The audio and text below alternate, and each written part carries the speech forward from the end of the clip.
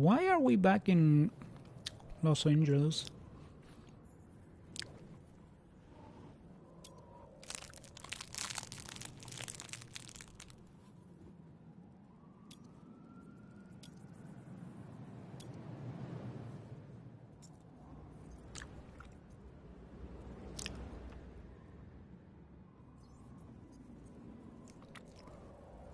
Man, someone beat my record.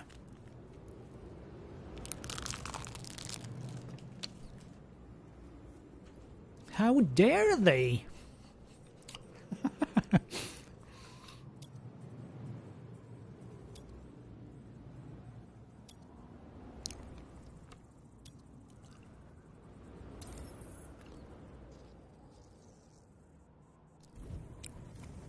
Oh. I guess I don't need to go to Vegas to check out. But yeah, like in the first game you don't have the same level of... You can zoom in as wherever you want. Like there's no set thing. Like if I just click once, it's gonna bring it here. If I click once in the second game, it's just gonna like micro move. So it's you can definitely oh yeah.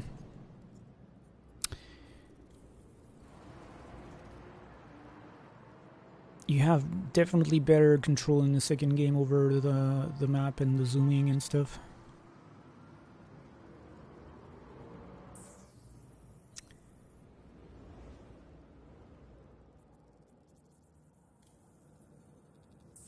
I mean, the strip is not here, right? It is not in the first game. Wait. Am I looking in the right direction? Wait. What the hell? I would have put the circus here. Around here.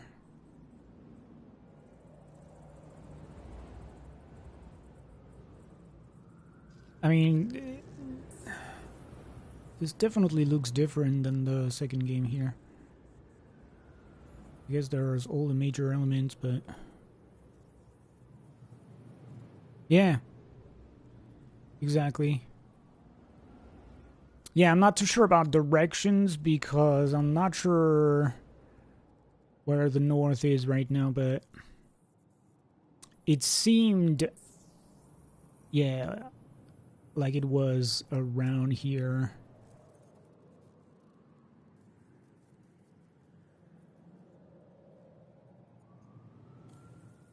Yeah, Vegas is definitely slightly smaller in the first game, I guess.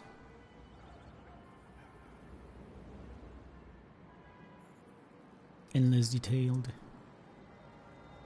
Or like not in the same way.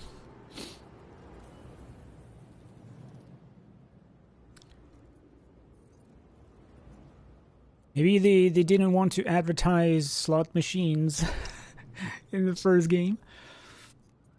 Who knows? All right. Well,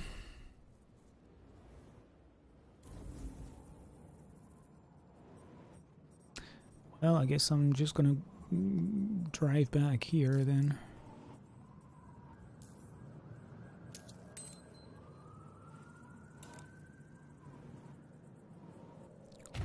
Am I using the... Okay. See, that's what I'm talking about. So, it actually is the exact same model. But that's what's crazy. I even think it looks better in this game. But what really makes it look better is that the driver has a matching outfit. Because if I take the Diavel, you know, I'm not looking the same. And yeah, that's I think this is really badass in the first game. That looks so cool. And as I was saying, like this, so I have this Ducati in the second game, but there's only one version of that specific Ducati in the second game. And that's the one that has the absolutely ugly ass looking license plate, which I think is the... Yeah, so that's the circuit version I'm using here. And I guess that's the performance version that has... Yeah. So this version is the one that is in the second game. And as you can see, it has this ugly ass looking license plate on the left, and you can take it off in the second game, which is it's really a bummer. But yeah, the matching outfits, man,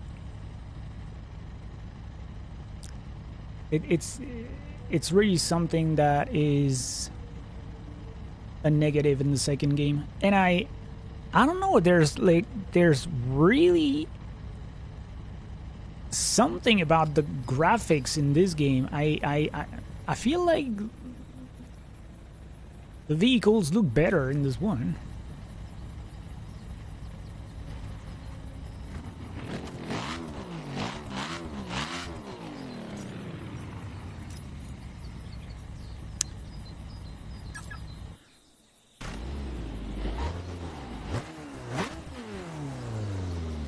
So that, like I said, this is the exact same bike I was just using in the Crew 2. Remember I said it was sounding very bassy compared to the first one? It sounds so much more aggressive and grittier here.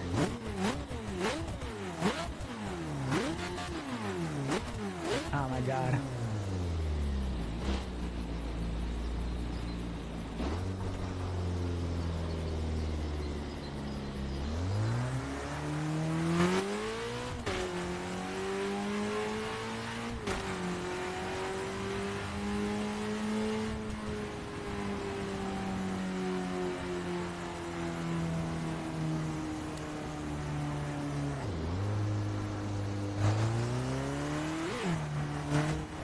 Oh yeah, I was still I was confused again with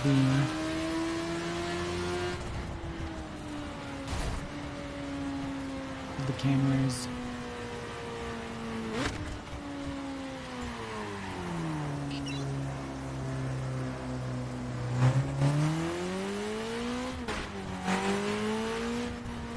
Yeah, also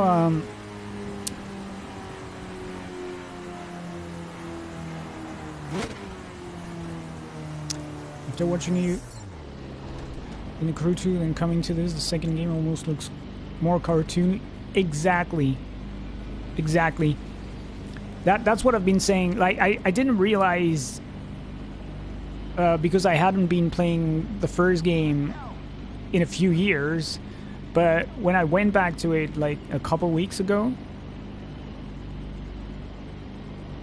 since I have played the second game so much, I was shocked to realize how much more real the driving feels in the first game. Like, the driving physics, they feel, yeah, more arcadey in the second game. I feel like it's tighter in the first game, and it feels more real. But even the graphics, like, there's something very grounded in the first game, very...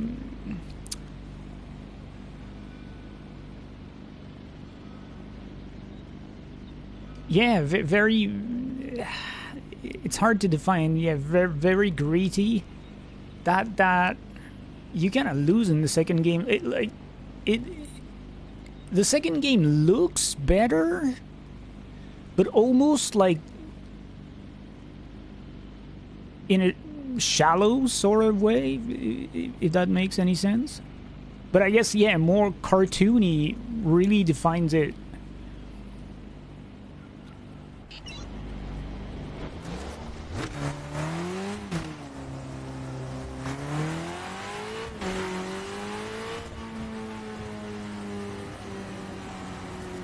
Even the animations, like, that's why I was using a bike in the second game, because I wanted to see how the character leans on the bike, and it feels more real in the first game. See, like, you can do it very slowly as well, and even like the animation is, I mean, there's no denying that the first game is better than the second one, like, on almost every count. And yeah, I was about to say, yesterday I was trying to look for the information about when precisely they're shutting the server or servers. Apparently this is set for 8 a.m. Eastern in the US, which is 2 p.m. for me, on March 31st, which that's what I was saying yesterday. It would make sense that it's around noon, because the entire planet would be in the same day, right?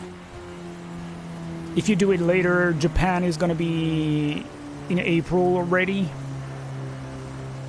and if you do it earlier, the US is not going to be on March 31st, or like it's going to be the middle of the night. So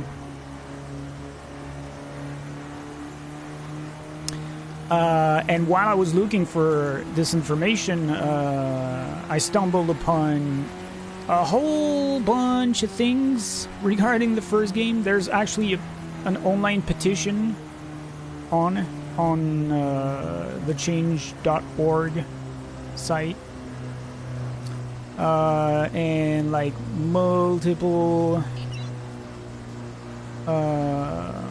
forum discussions, forum topics, asking Ubisoft to not shut the game down, or like, because there's I've heard this before, but apparently someone found that there's an offline mode in the game, and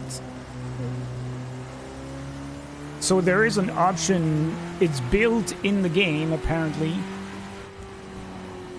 and I guess they would only have to activate it, or do a bunch of other things, but apparently there is an offline mode programmed in the game.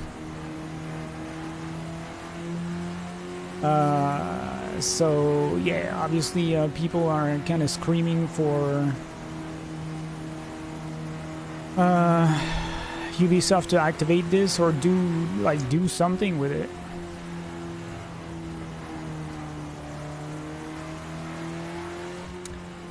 Because yeah, it's pretty obvious that a lot of people really love this game in particular, and checking out some of those discussions yesterday, I guess it's pretty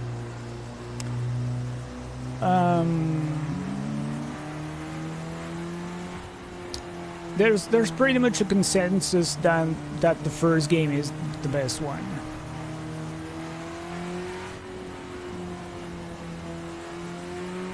So obviously, yeah, everybody is kind of pissed, sad, frustrated, all of the above, that the game is gonna come to an end.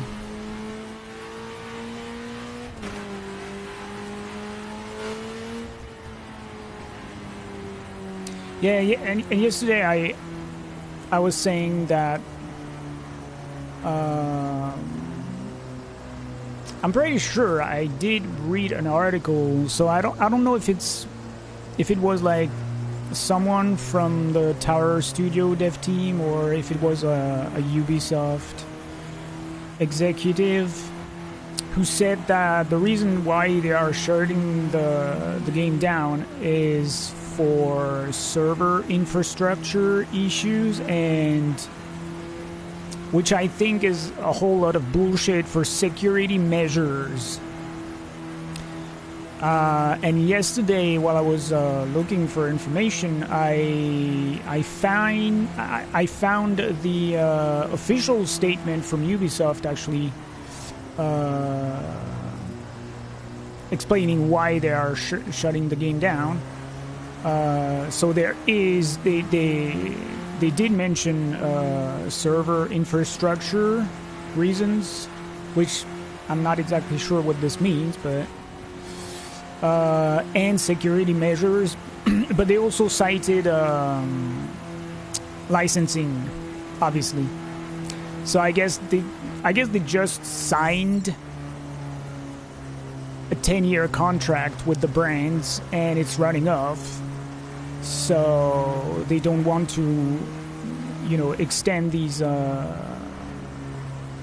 licenses because they would have to pay some additional fees. But since the game has been delisted, you can't buy the game any longer. So why would you renew the licenses anyway? I mean, the game is technically not purchasable any longer. So I don't understand why the licensing is an issue for people who own the game already, whether it's licensed or not. You know what I mean?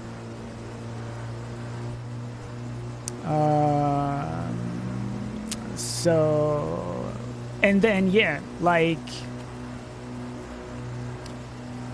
I'm sure even if there wasn't a built-in offline mode programmed in the game, I'm sure if they wanted to, they could change that.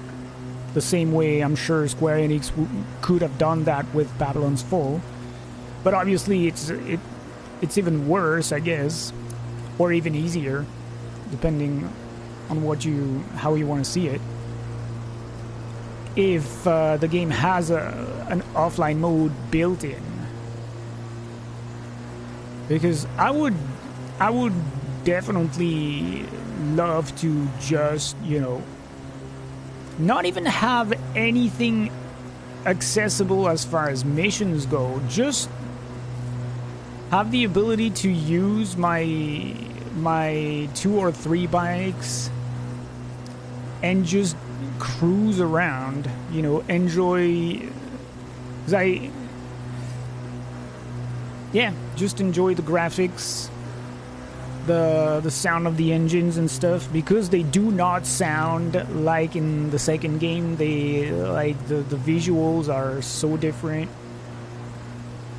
The fact that your driver has a matching outfit, all this, there's a whole bunch of small details in the first game that don't exist in the second game that make those two versions of the game so much different. So and as far as Motorfest is concerned, I guess the consensus is that it's the worst one of the 3.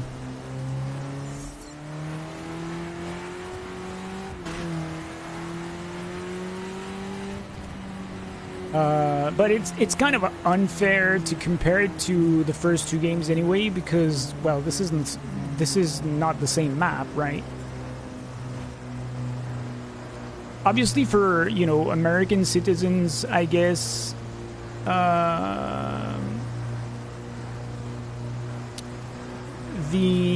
the appeal is lessened, but for all the people who don't live in the U.S. or who are not American citizens, being able to just cruise around the entire map of the U.S. like that is pretty damn cool.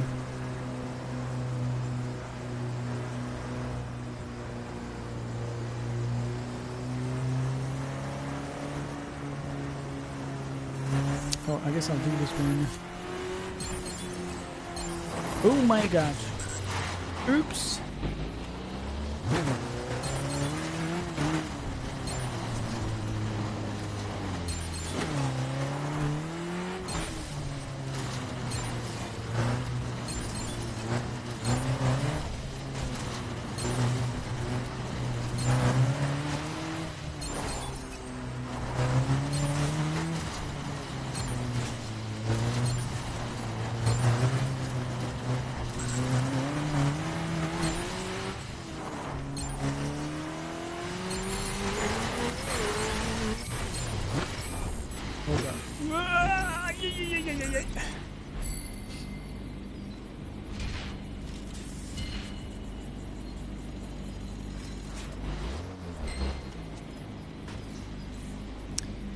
I guess so, yeah.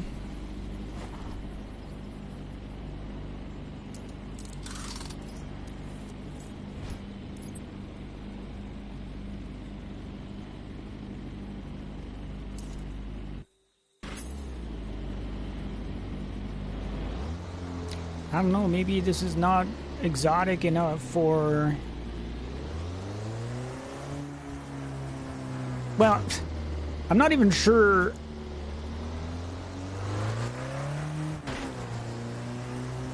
on what they base their choice. Like... do they make a survey? Like an actual survey?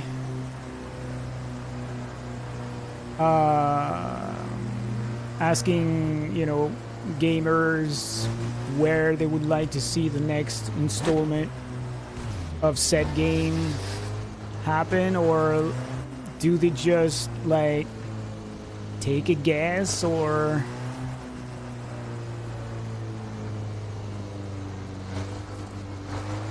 I mean, I guess for most games that are not made in Western Europe or Japan, I guess the US is the safe bet.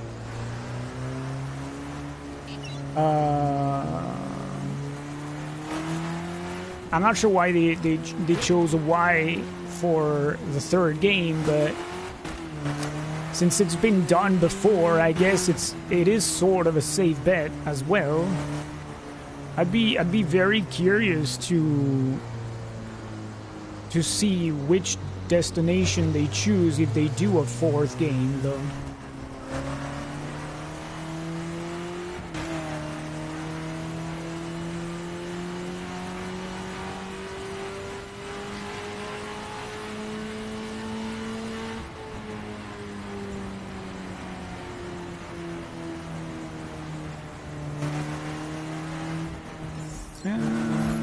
Oh, speed. I'm gonna try that. Ooh!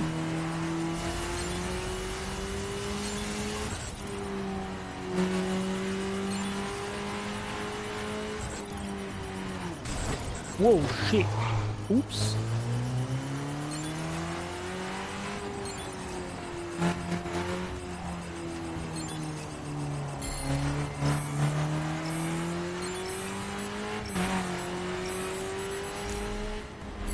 Even this, like, there's less choices for cameras in the second game.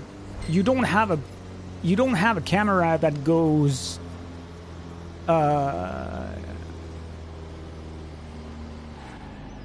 an angle when you turn it. on a bike, if you see what I mean.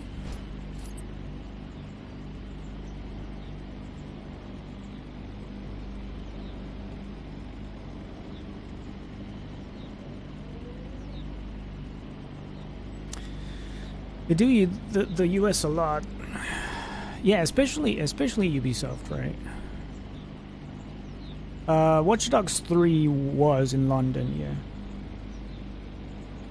But like I said, I guess they think it's the safe bet, and that everybody on the planet wants to play an American, the American continent, or an American city, or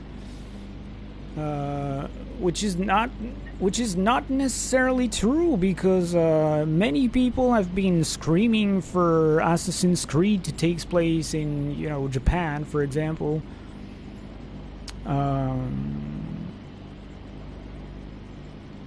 That's why I was saying, like,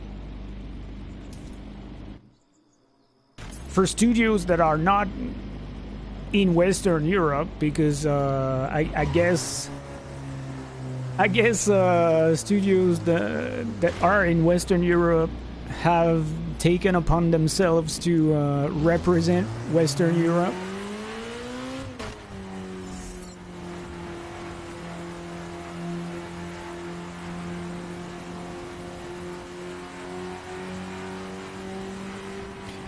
I mean, Ubisoft is at this point is kind of a strange entity, I guess, because it's very multinational, right? International, I guess. It really started as a French company, but now it's pretty much all over the world. So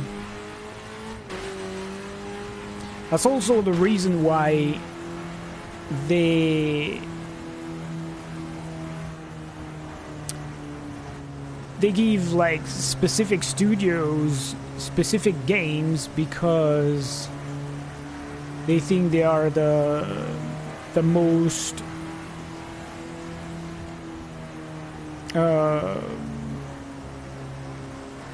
relevant to make these games, which is not necessarily always true, I guess, since we've seen that with the remake for Prince of Persia: Sands of Time, which started in one of the Indian studios, I think, if I'm not mistaken, and then it was, like, scrapped and delegated to some other studio. I think it's like Ubisoft Montreal, which is doing the remake now.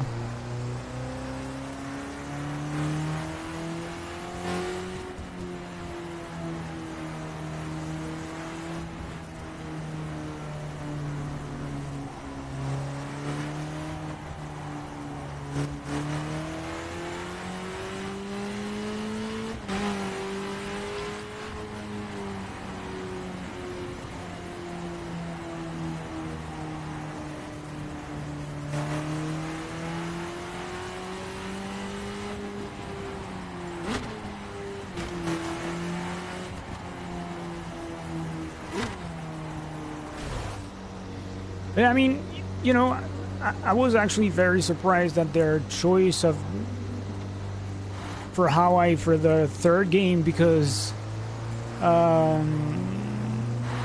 Test Drive Unlimited 2, I think, or 1, I don't remember, because I haven't played those two games, but they did that already, so it's like, it's almost like they're remaking this game. So that's I mean, there are so many destinations you could choose. Why pick something that has already been done is something that I don't really understand, but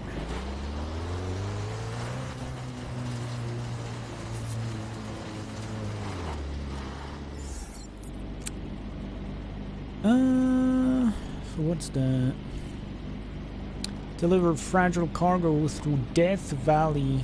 Ooh, that sounds fun. Okay, let's do that.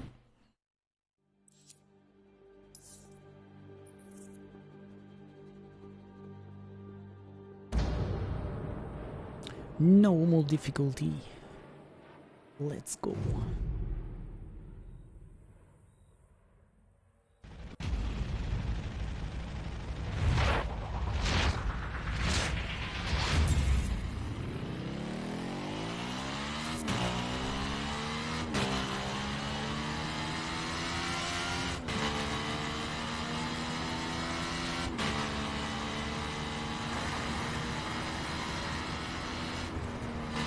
Oh, all I gotta do is go there?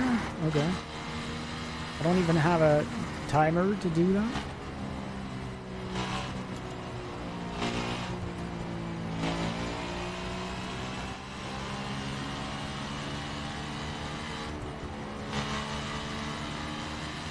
Oh yeah, and by the way, when I was looking for information yesterday, I bookmarked the petition on change.org, and the article that was mentioning the time, the precise time the game was going to be taken down.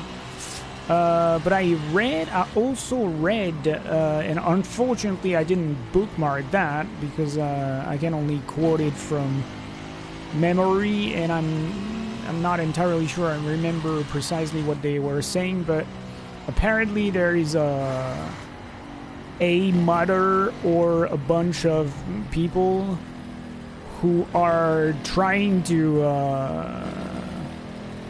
like build an offline version of the game, or I don't remember exactly what it was saying, but this would be for PC exclusively, obviously, but so I guess I would still be losing the game, but there might be people, yeah, working on trying to bring the game back on PC or keep it alive in unofficial ways.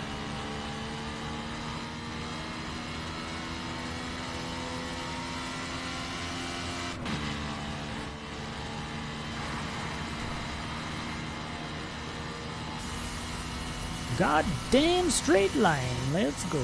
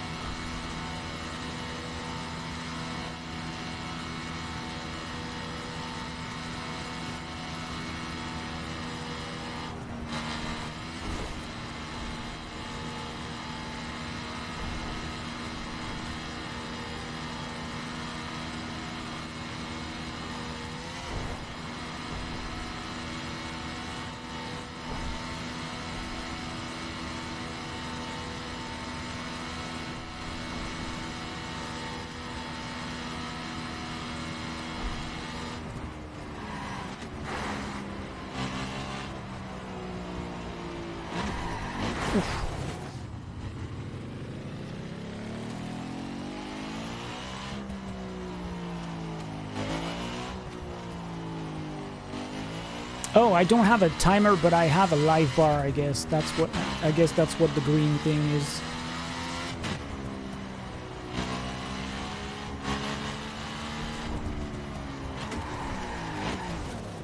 Oh yeah.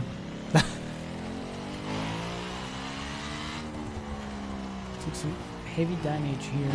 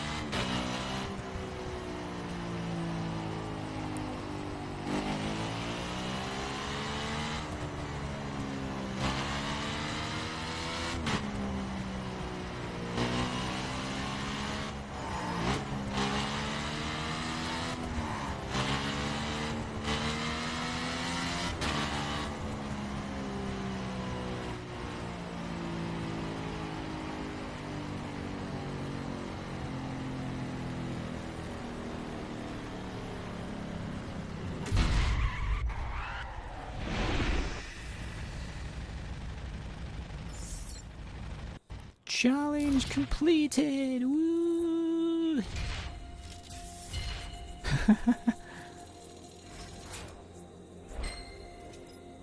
Another 59 diamond part. So I keep getting 59s, but it's still not threshold. Like the parts keep getting better even if like they're diamond 59s.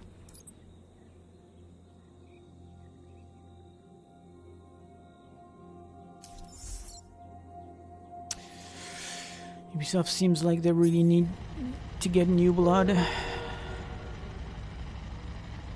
seem confused and wacky.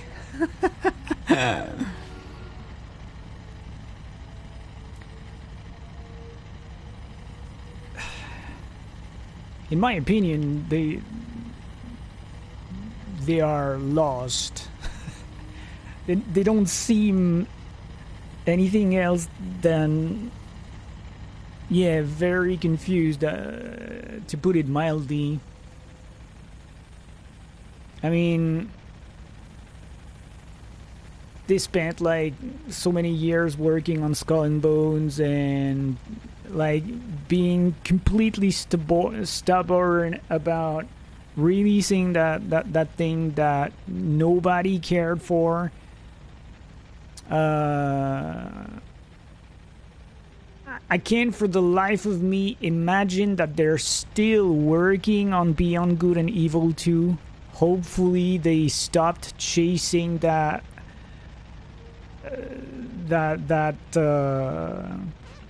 I don't remember the expression, but that wild dream. I mean, Beyond Good and Evil will never happen, and it's probably a good thing because it's gonna be so disconnected from the first game that it doesn't even make sense at this point. Plus, you know, like, to me, Beyond Good and Evil feels like Beyond Good and Evil 2 feels like the exact same way as Dragon's Dogma 2 with compared to the first game.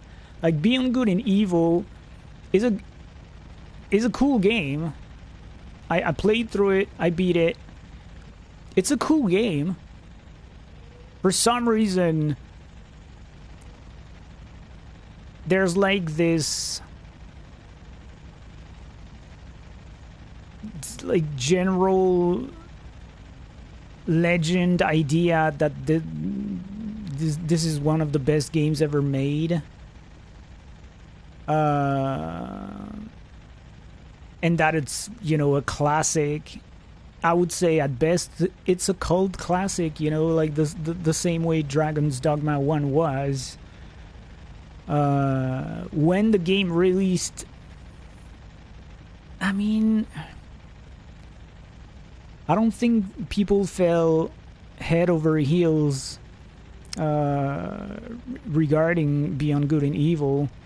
It's just like over time, like, I guess people romanticize their memories or what? And it's like this wild chase that this game absolutely needs a sequel because the first game was so good. And I mean, yeah, it was a good game, but it's nothing like you know, one of the best games in history, like, so. And they've been chasing these wild dreams a lot, I feel, lately. I feel like they're in a position where they don't know what to do, really, because pretty much every new thing they try fail. So I guess they see that their only options is like their historical AAA franchises therefore Assassin's Creed, mostly. Which is the reason why there's like half a dozen Assassin's Creed games in the works, and not much else, it seems. Because I guess I might have heard about like plans for Watch Dogs 4, but I'm not entirely sure. Rayman has been DOA since the Wii U. Like, which is probably, you know, the most surprising fact about Ubisoft. Like, they're sitting on Rayman, which is probably the most beloved franchise from Ubisoft, and they're doing nothing with it.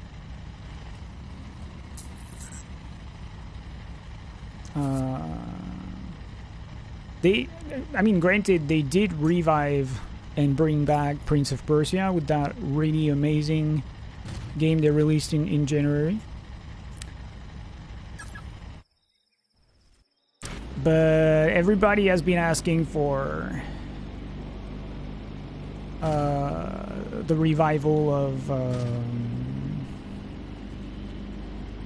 that stealth game that I don't remember the name of right now.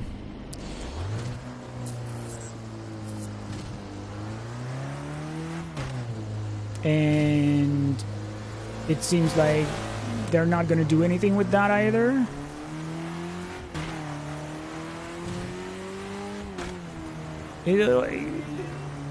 Yeah, I feel like they really don't know what to do.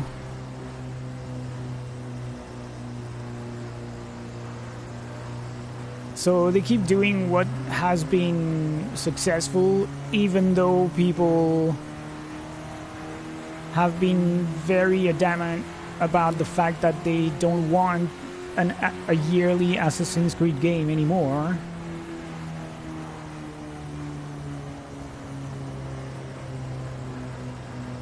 Oh, Legends is easily one of the best platformers ever made. It is absolutely phenomenal.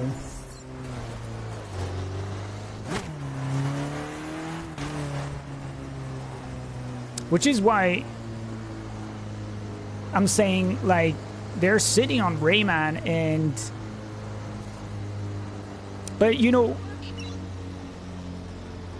saying how good the game is, I'm like, maybe they're just afraid that they won't be able to make a better game, so they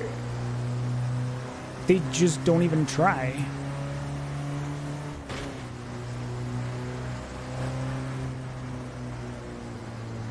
Because Legends, I mean, Legends is definitely up there in the best games ever made. So I would understand, you know, that they are frightened by making another game, but at the same time, I guess most people,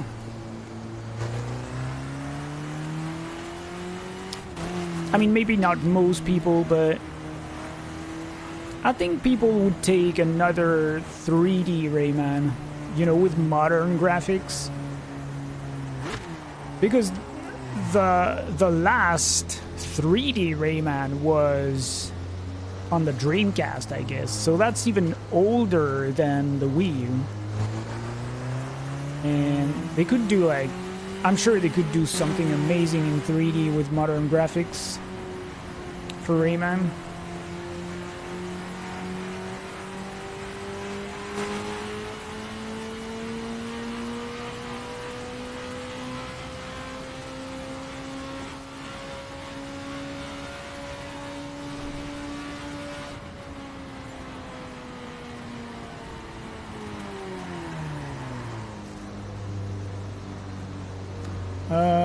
Where am I currently?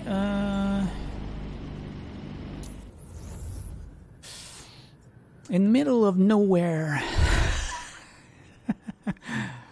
Apparently. The southwest of Vegas.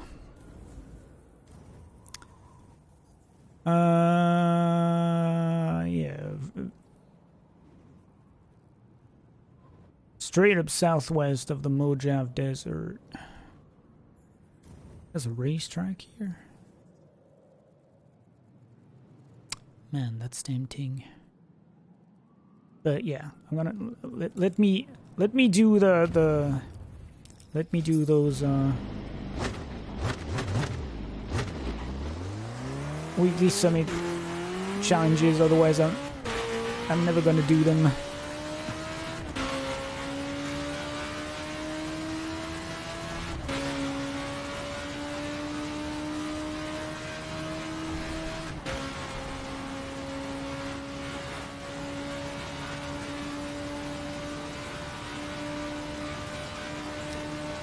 Headlights in the middle of nowhere? God damn.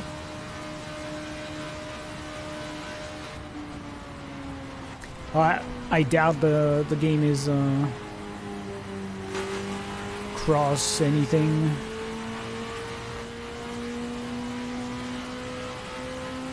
Remember, the game came out in 2014. I don't think cross platform or cross play was as standardized as it is today.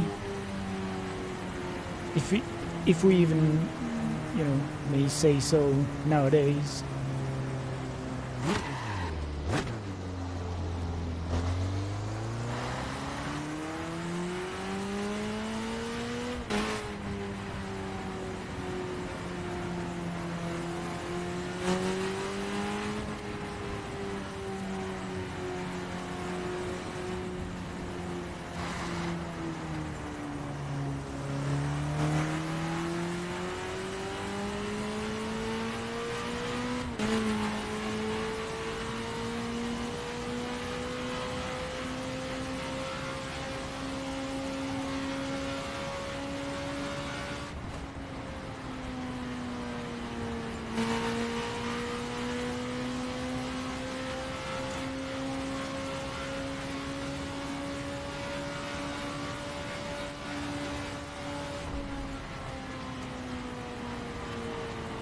Oh yeah, that's where we were yesterday, right?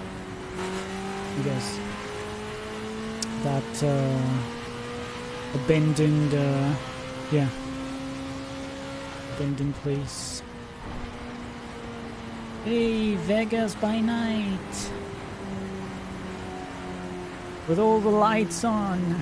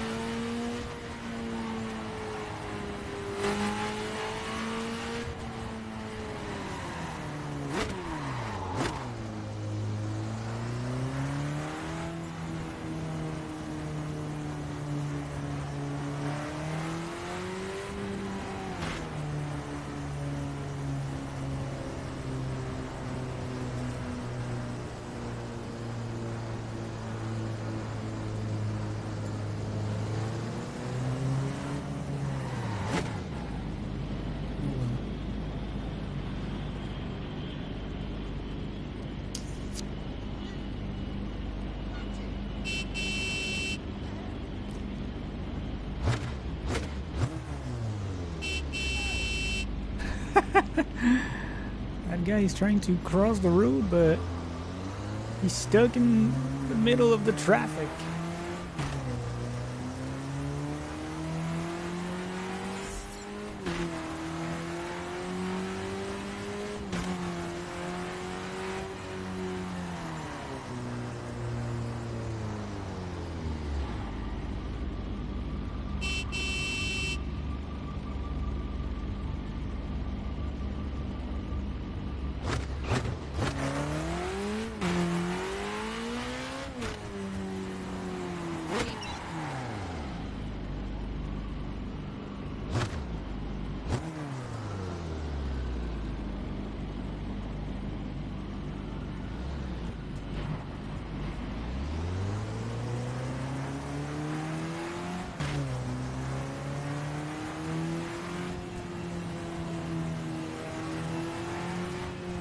Oh wow. The pyramid has LED lights on. How ahead of its time.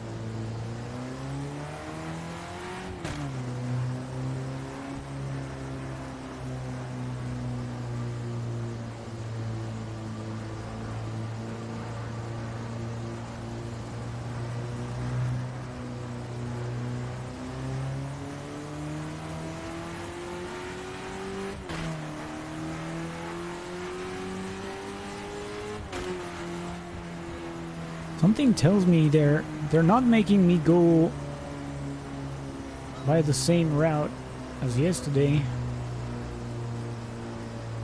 I'm not sure why, like,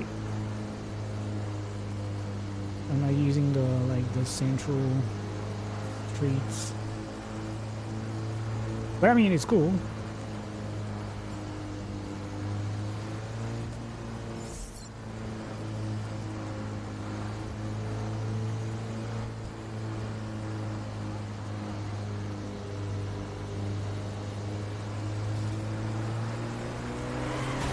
Oh, what the fuck?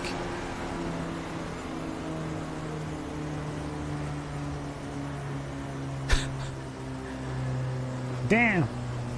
This one got me.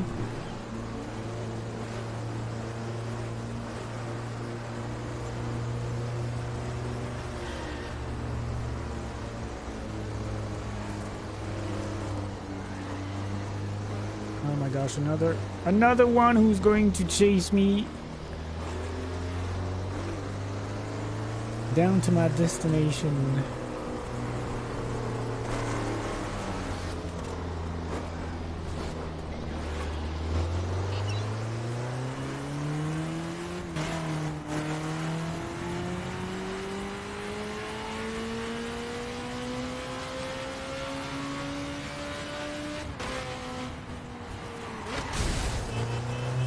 Sorry.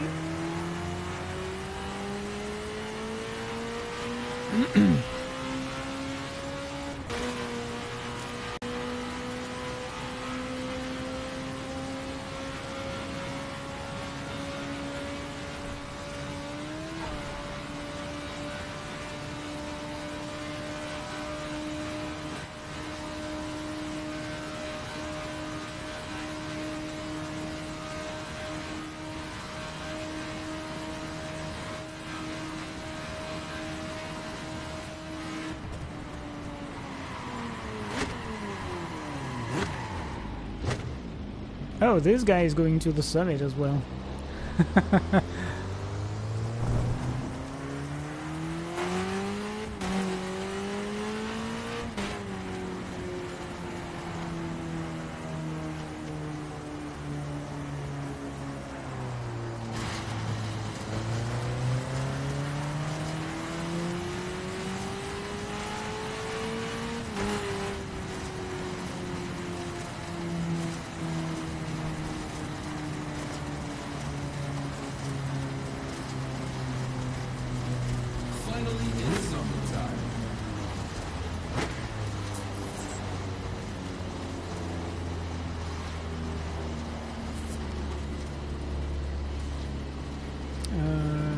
Where did you get in? There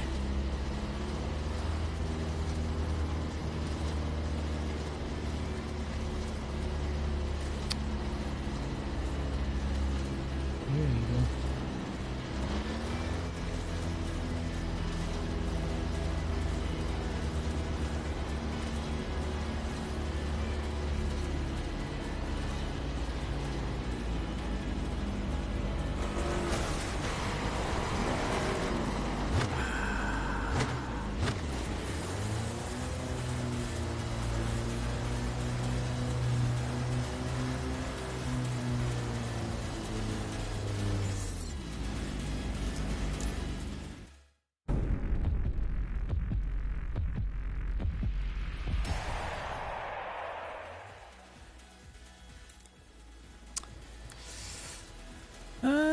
116 players ranked. This is 47 more than yesterday. Because I got into the summit yesterday, and I was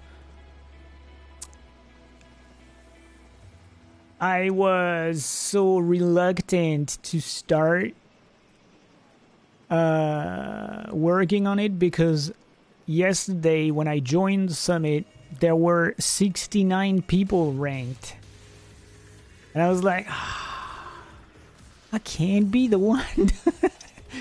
I can't be the one destroying this number. God damn.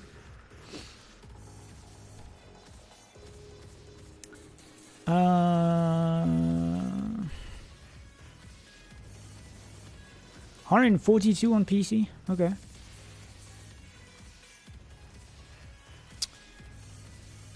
Yeah, I'm pretty much right in the middle. I'm 64th out of 116 people. So pretty much in the middle. Alright.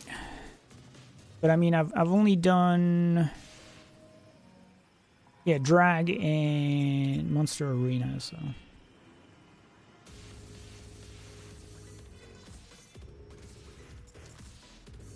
Oh, but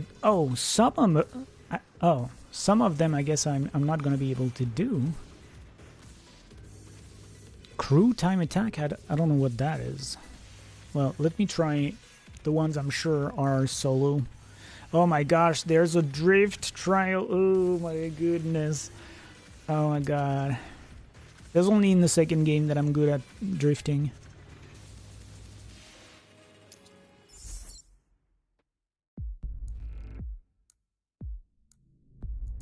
You've done half of the events? Okay. Oh my gosh, yeah. Oh my god. Oh my god, I'm gonna be terrible at this.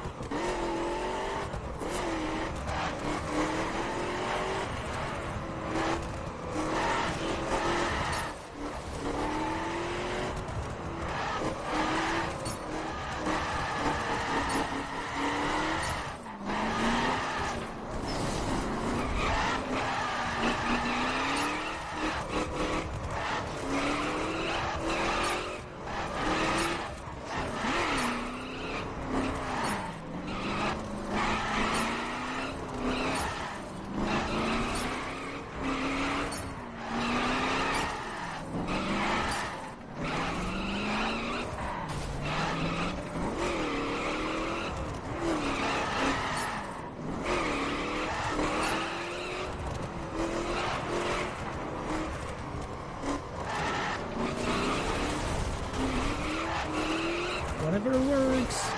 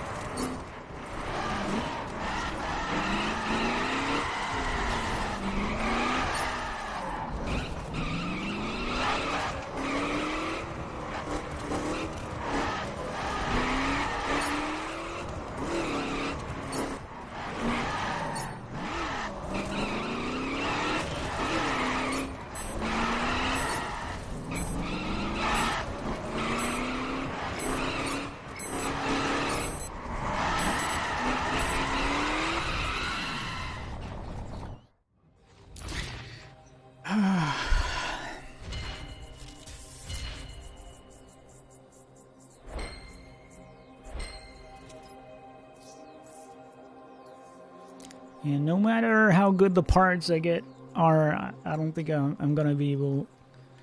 I'm gonna be good at drifting in this game.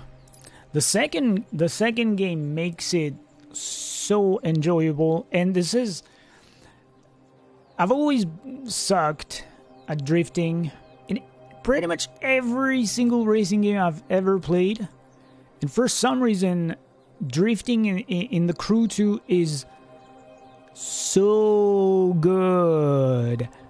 And I don't know, the handling is just, it works really well.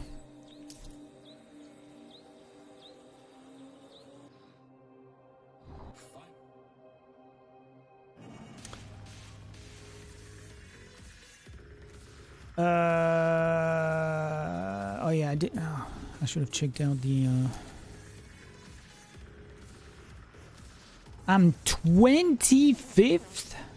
You gotta be shitting me. Out of 71 players, I'm 25th. God damn, people are even worse than me.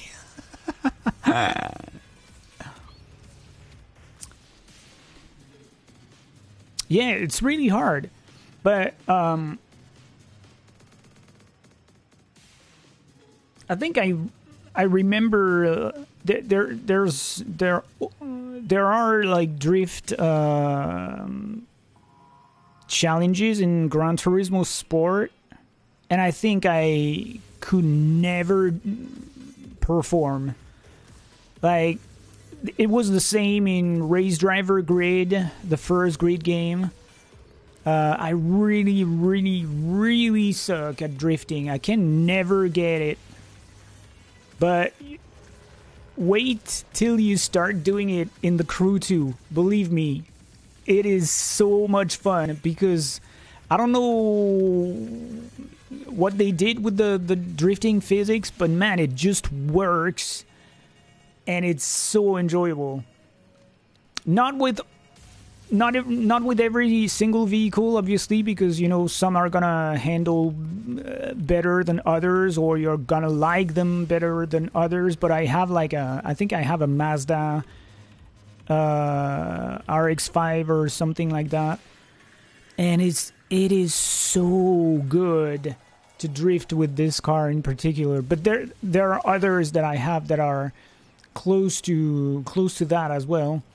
So, but yeah, like, for the most part, drifting for me is really hard in racing games. There's just something I guess I'm not understanding about how it works, or like the dynamics of it, or oh, a stunt race. Oh shit. Oh my god.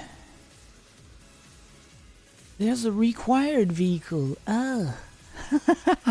I should have known. I mean, I did get some money, so maybe I can get one, but I guess it's gonna be default though. Can I? You don't own the. I know. Can you send me to buy it? Well, that's a thing that the second game does better. If you don't have the required vehicle, you just click into it and you go to the garage, and if you have the money, you buy it.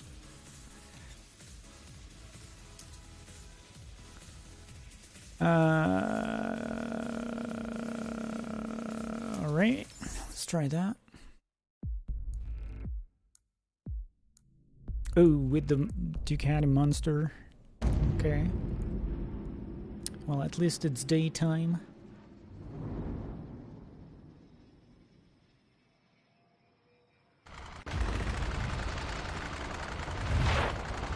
I'm not sure how it works, though, but...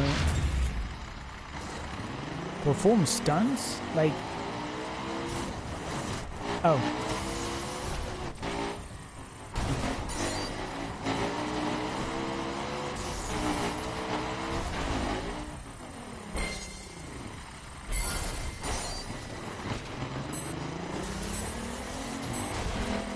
What? It's over already?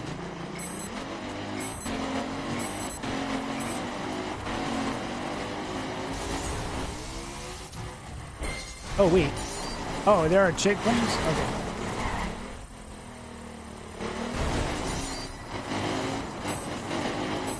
Damn.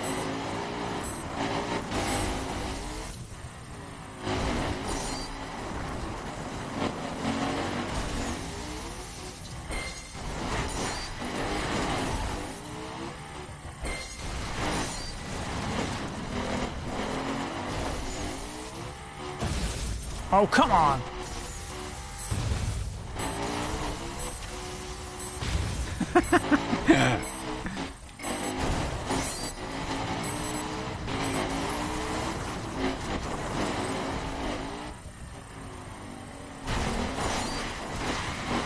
Perfect landing. Let's go.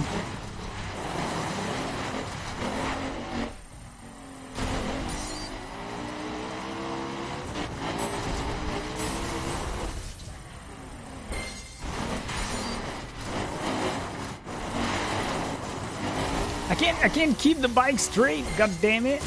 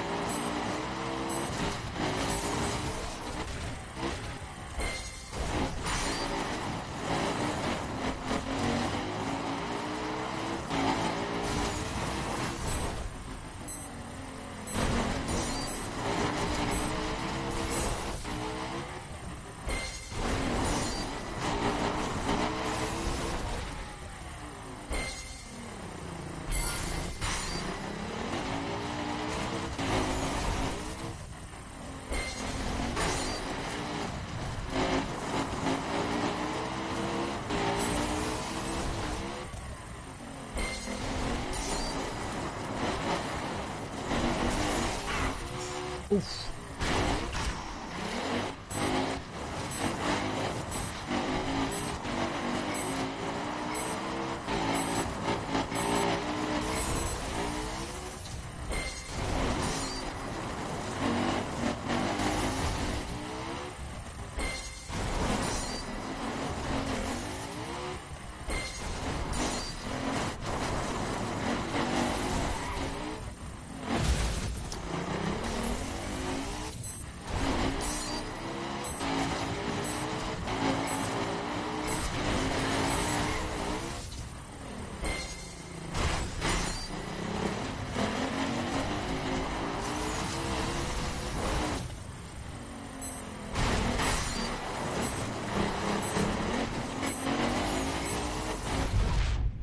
I'm gonna retry this one.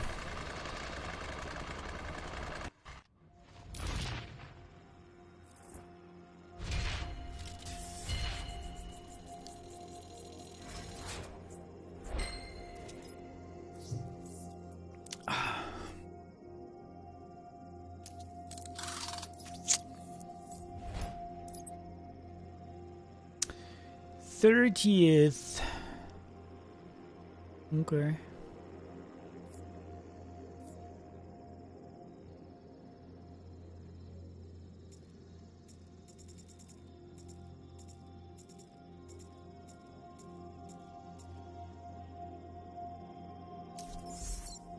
Yeah, let's restart.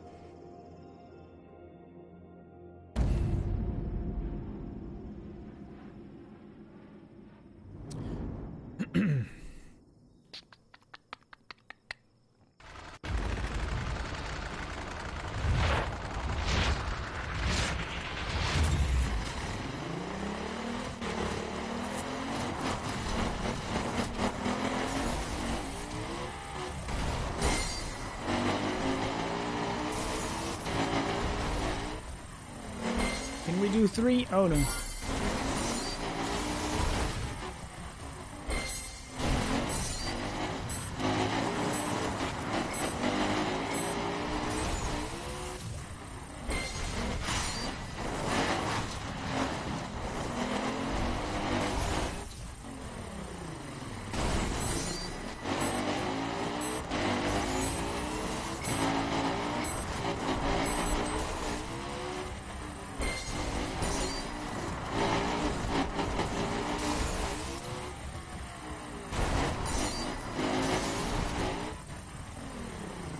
Whoa!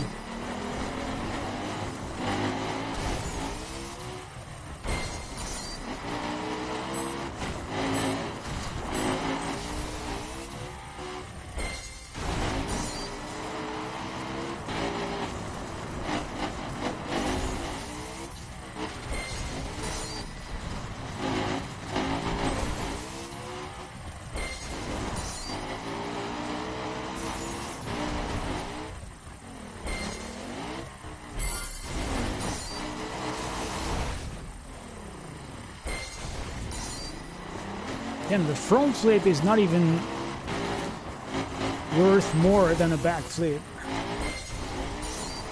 It's harder to do though.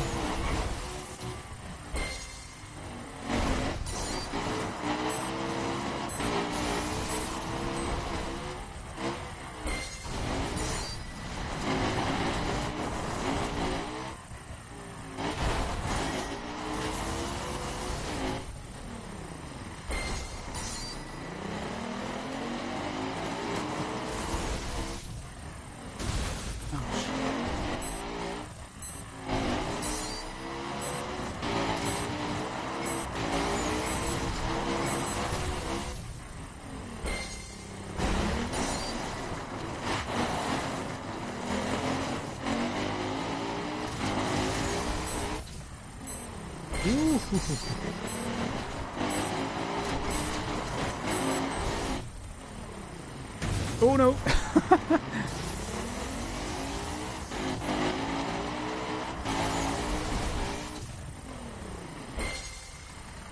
Oh, come on, game.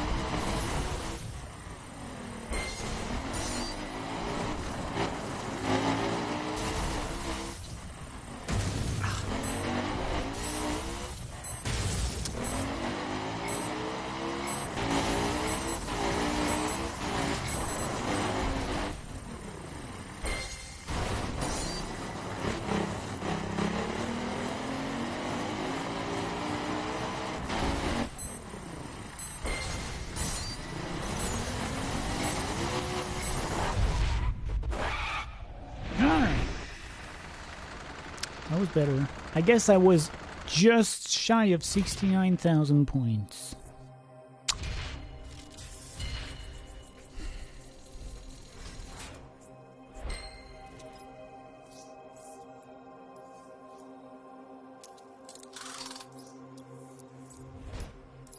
$68,356.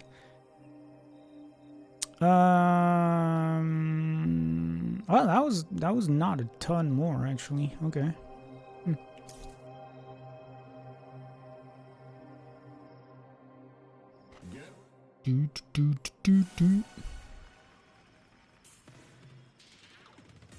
So I'm currently sitting at 46.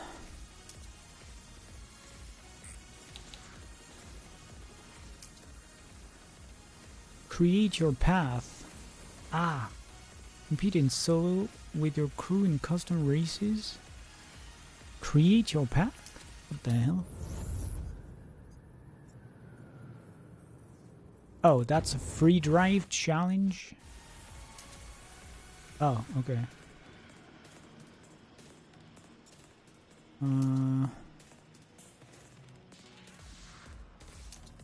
Let's travel where?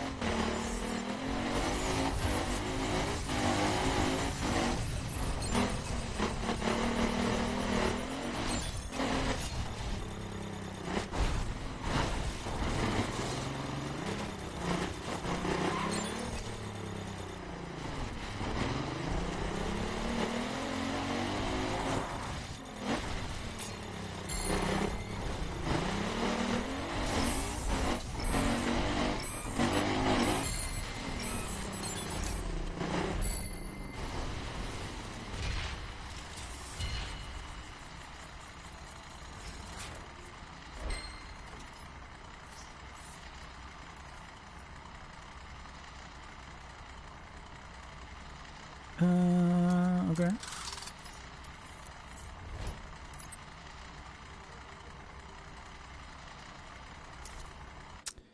Can I switch to a different vehicle? What? What just even happened? So I need something dirt. Right? Ah, I mean, oh my gosh, the Raptor.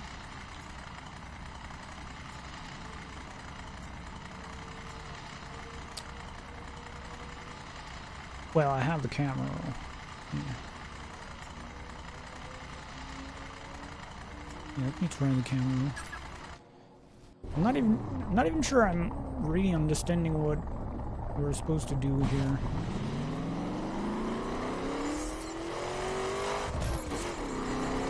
Oh, reach the flags. Okay.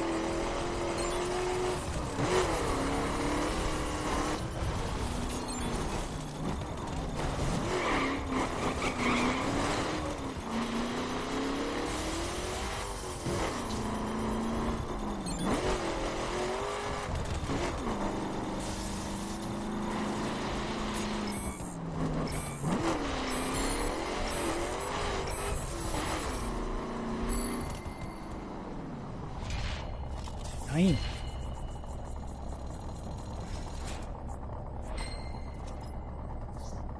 Level 23. Jeez.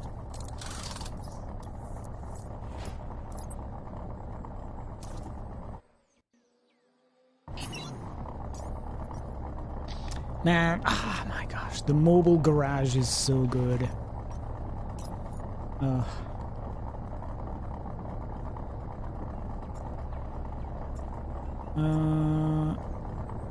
Well, I mean, let's try the Raptor, I guess.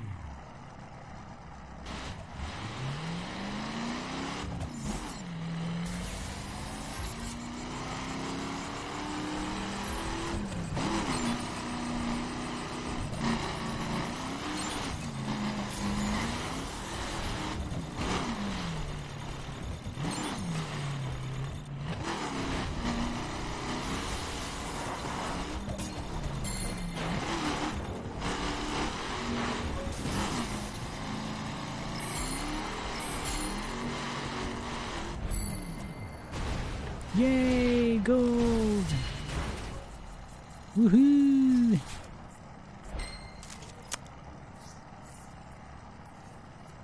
Speed bonus.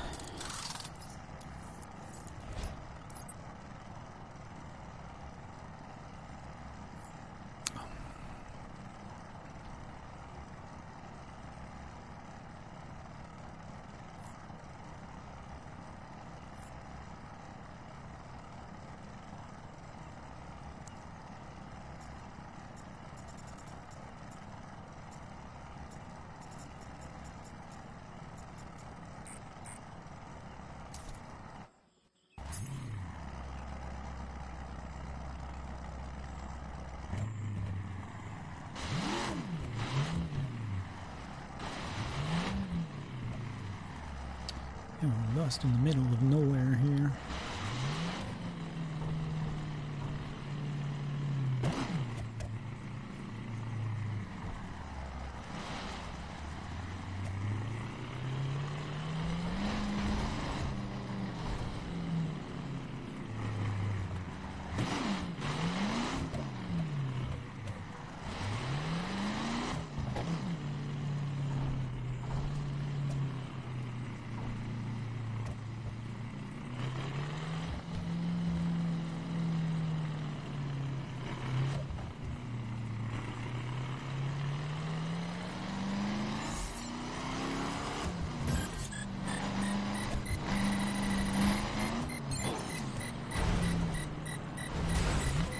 Shit. Oh, come on.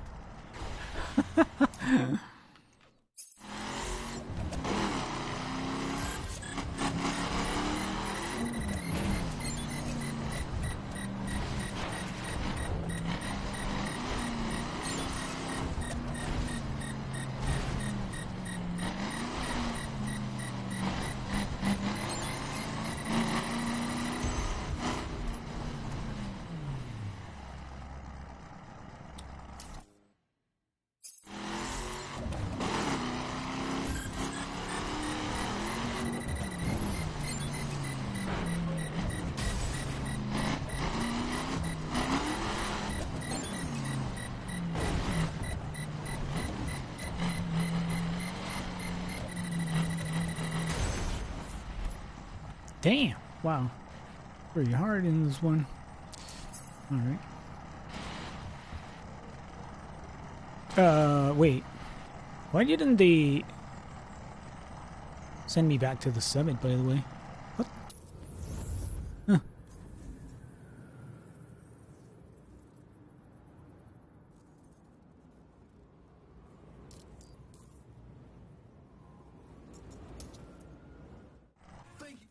Da-dee-doo, da-dee-doo, da-dee-doo.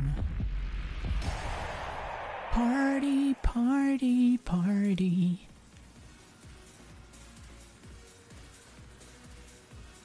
Well, actually, I want to do a slalom event, indeed. Not with this vehicle.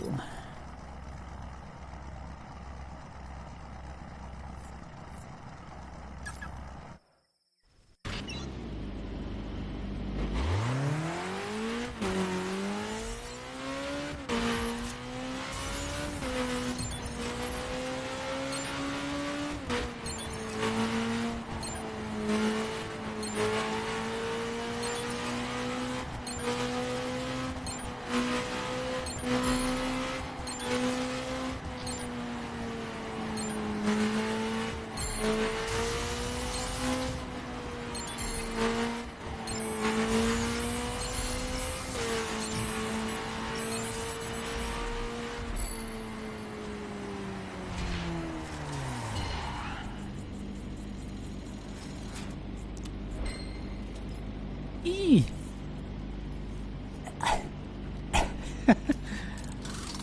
God damn! Beautiful lighting here. Actually, I kind of want to retry with the BMW. I'm sure this is gonna perform worse, but...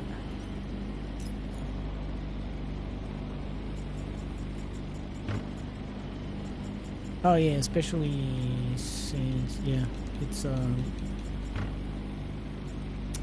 it's a full stock, but that's fine. Man, this bike looks so freaking amazing.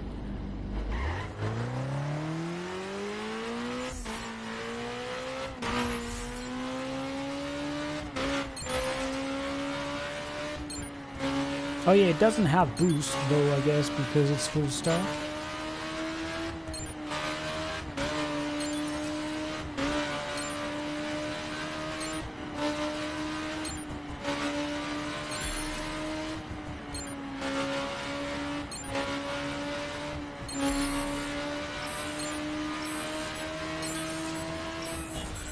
Ah, freaks!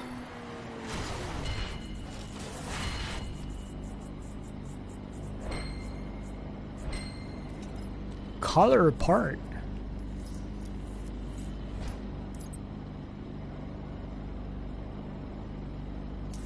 Hmm.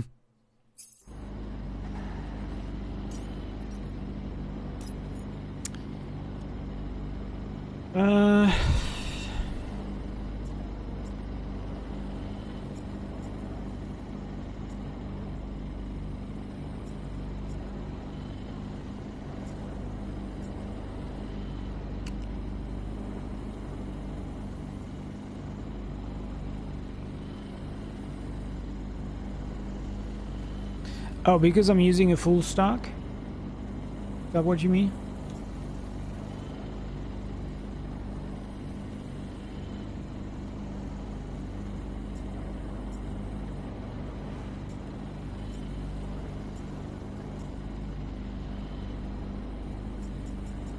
Yeah, apparently the Diavel is significantly more powerful.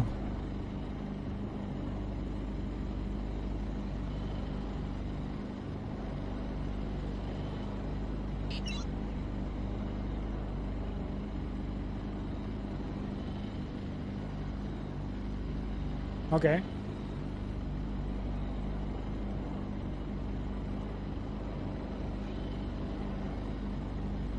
Okay. It hasn't done this except with this bike though. so far.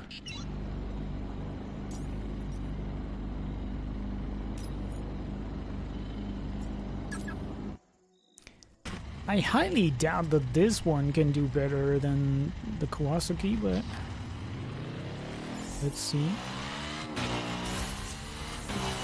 I feel like it's so much heavier or bulkier.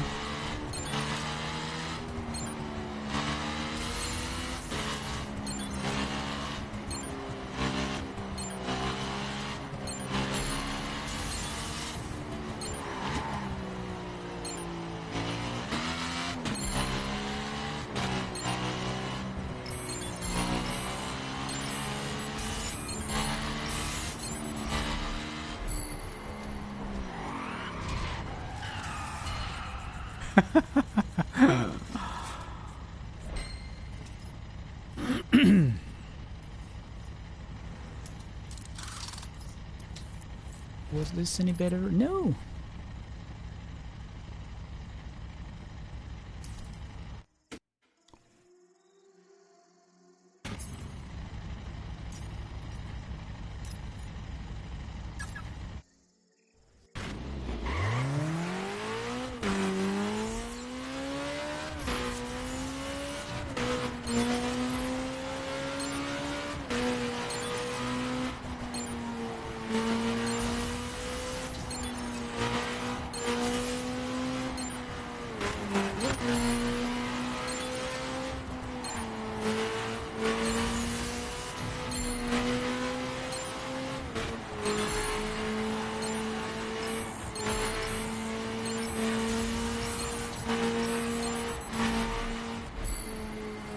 That was better, I guess.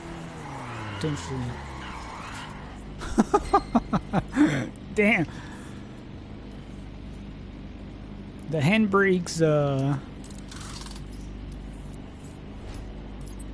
brakings are wild. Hey, plus 5 positions. Let's go.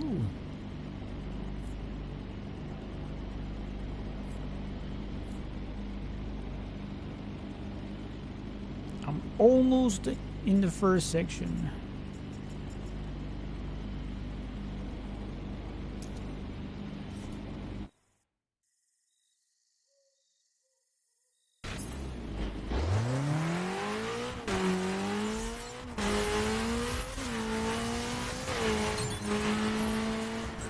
Shit, what was that?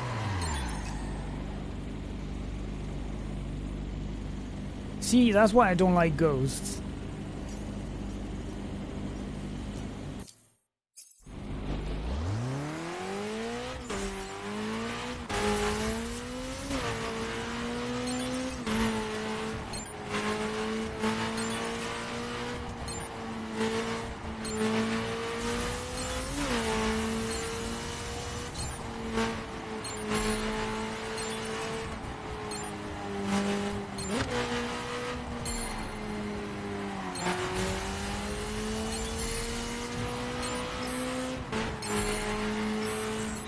Creeps. Damn it.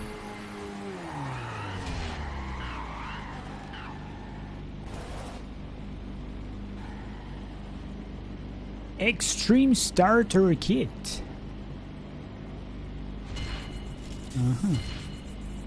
That's like a collar. Oh, collar part. Okay.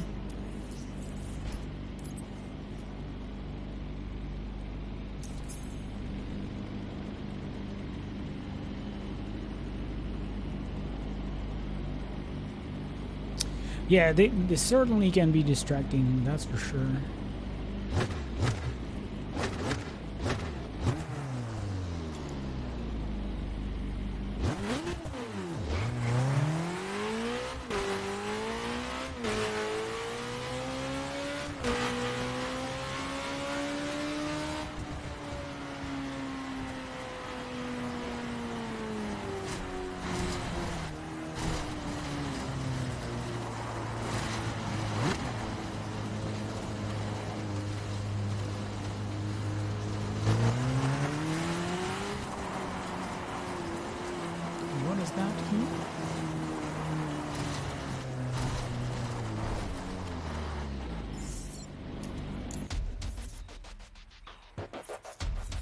This abandoned mine has had its village created for tourism by relocating genuine mine buildings from several mine works. Huh.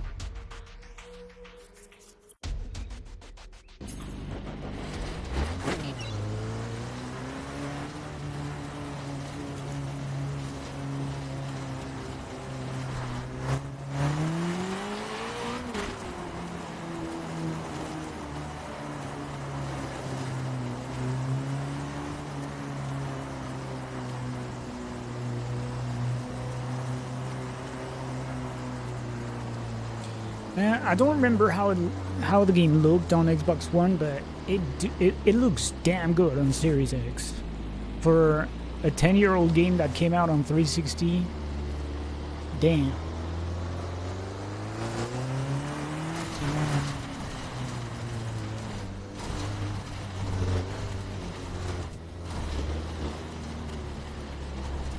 Ooh, there's plenty I haven't done around here. Oops.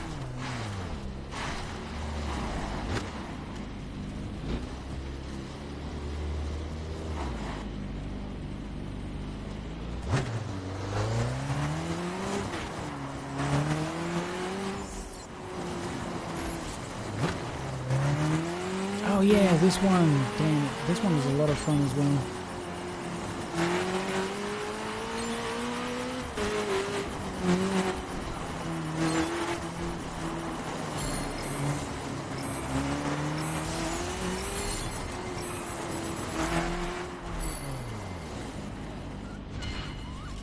Hey, wolves.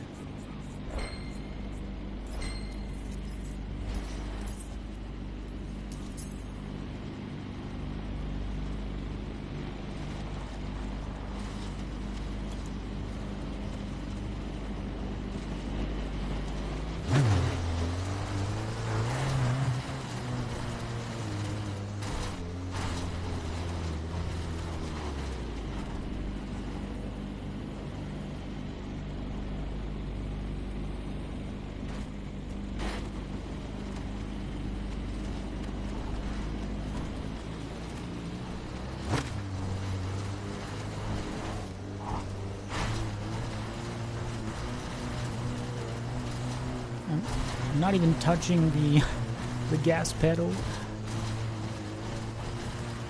Easy peasy.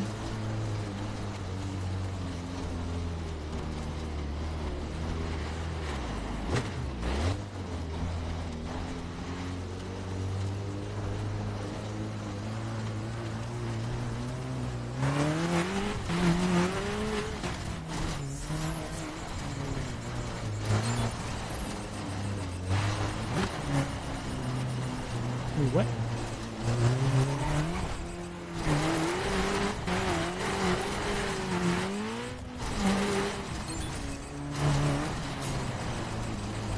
Are you supposed to catch these things? I'm not sure. I'm very confused about that.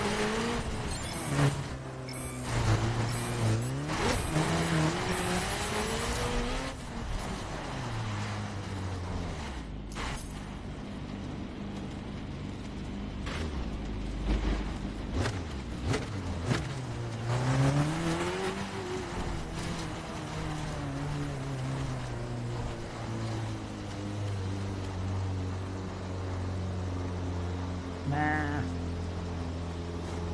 Love this location here.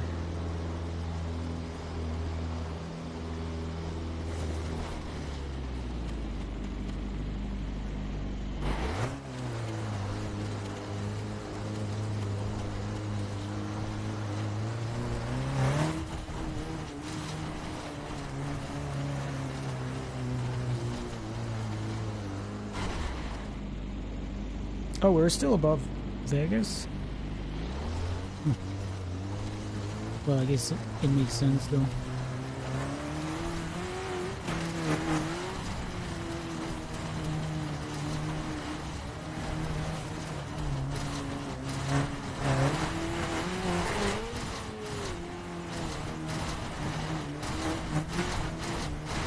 Holy craps.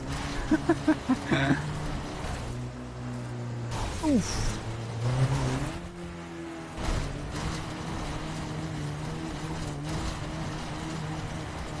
Holding on for dear life.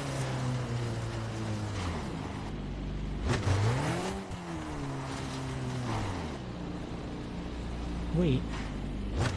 Can you go there?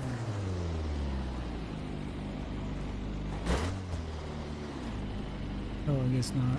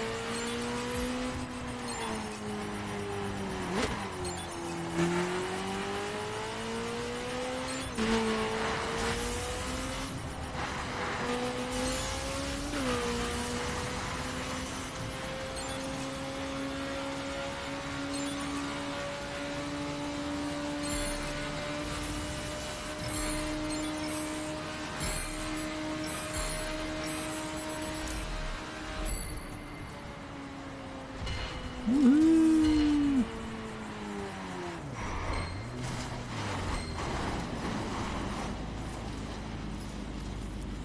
Oh my gosh! There's even the train coming up. Or is it coming closer or not? Not sure.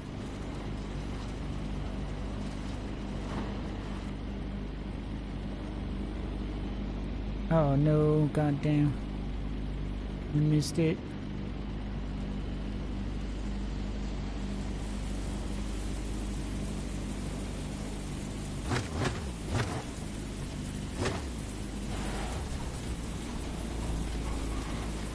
Okay, so let's see what... I might as well check this location. Oh, this is the monster truck retailer.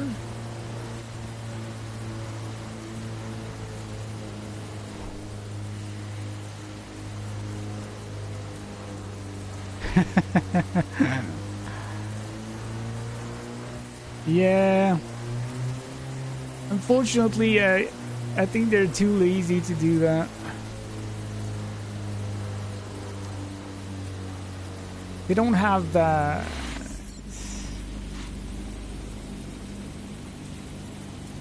They don't have that peps, you know, to do these kind of things. I think what defines Ubisoft is that they play it safe all the time.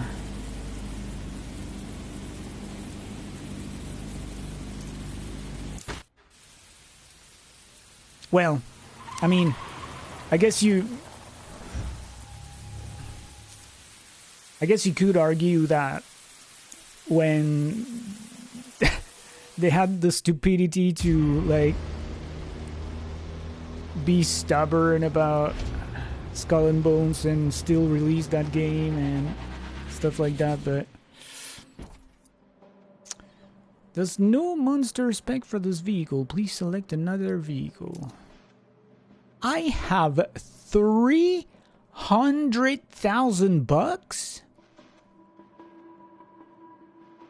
Okay.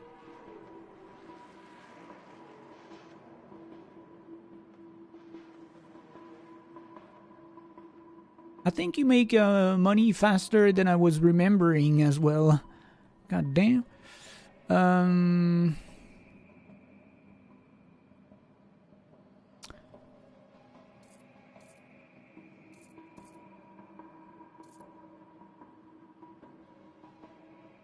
Switch mode.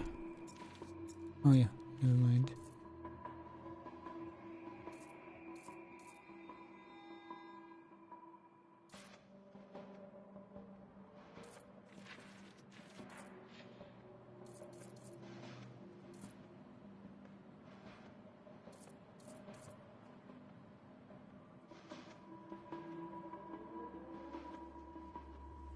Oh,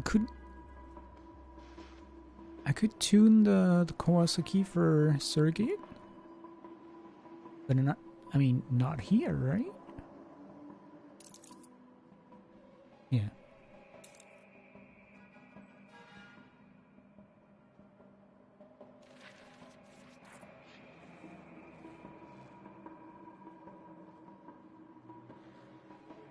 But I mean, it's tempting. Let's see.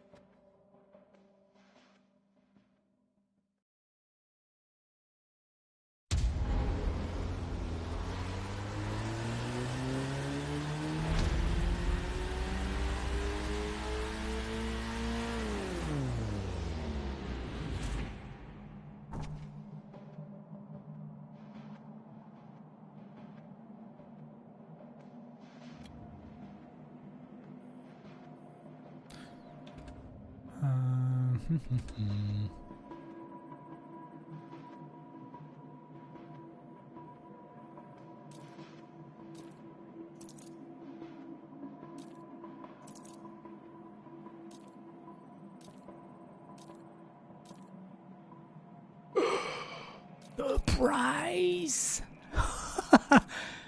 Are you mad? A freaking outfit is 80,000? God damn.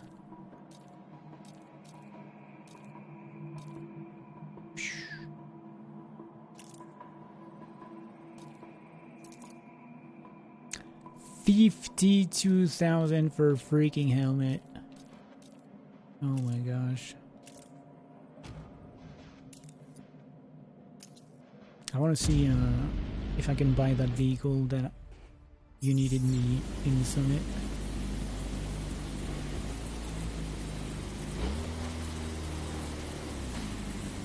I don't remember what it is though.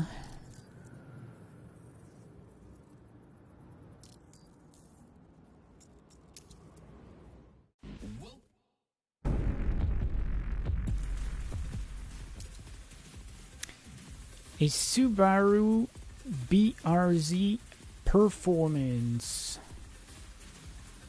So, Subaru BRZ. Problem is that I don't know. You can go to any dealer. I mean, I guess I can go to HQ then. I'm not sure how this works. Subaru BRZ, right?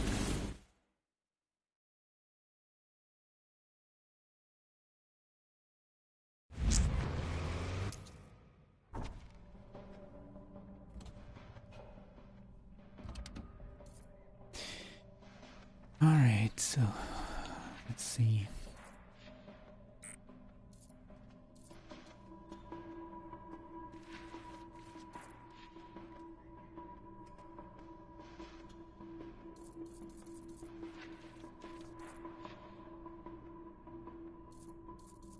I know I could probably filter, but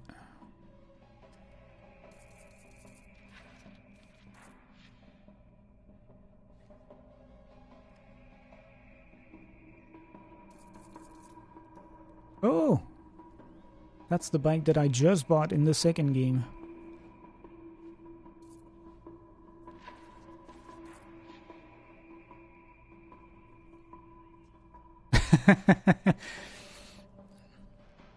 Yeah, I mean,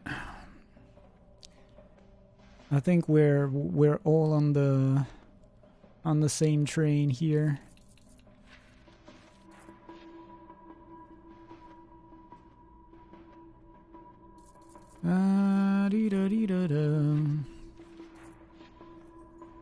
Subaru.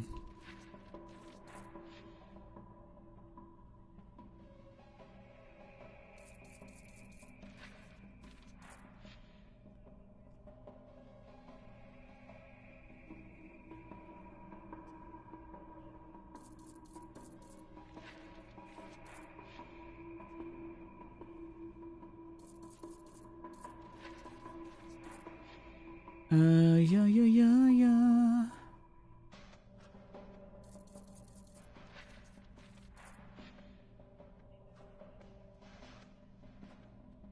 Ooh, there's a freaking F40.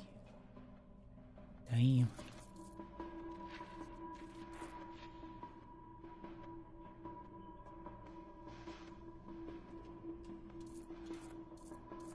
Really?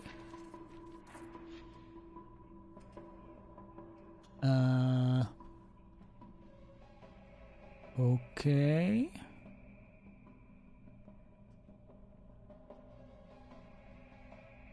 Spec status, so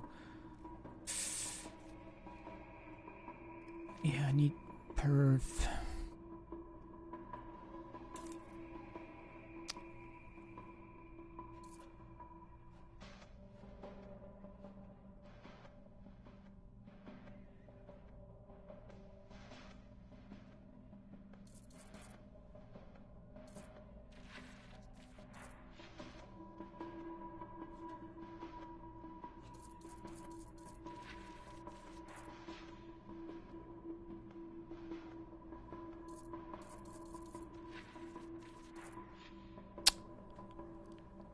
I'm not seeing any Subarus.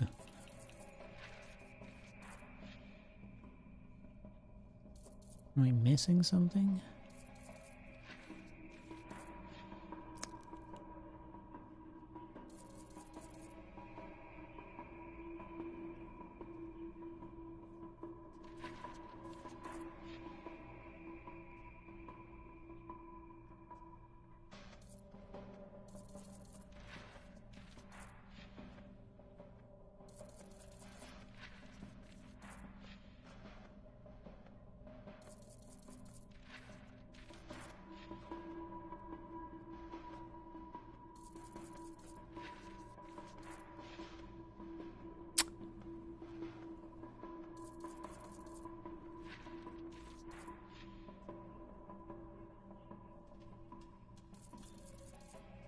I am confused.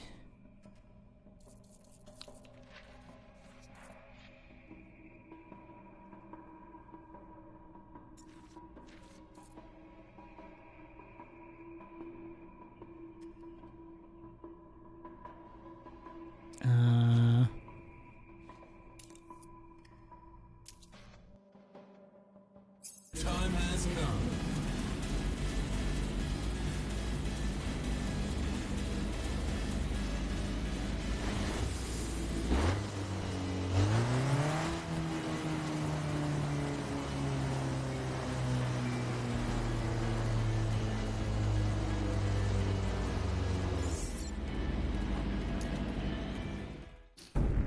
Maybe you can't buy it anymore?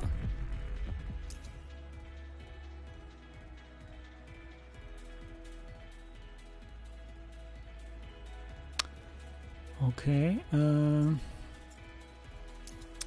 try the escape thing.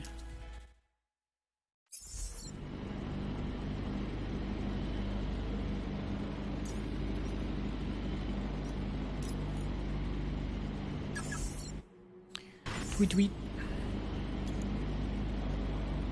Oof.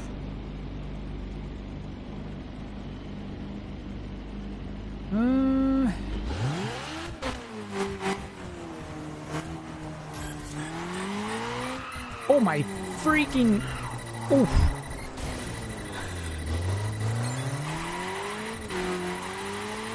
It's really sliding around. They're not kidding about that. Holy craps.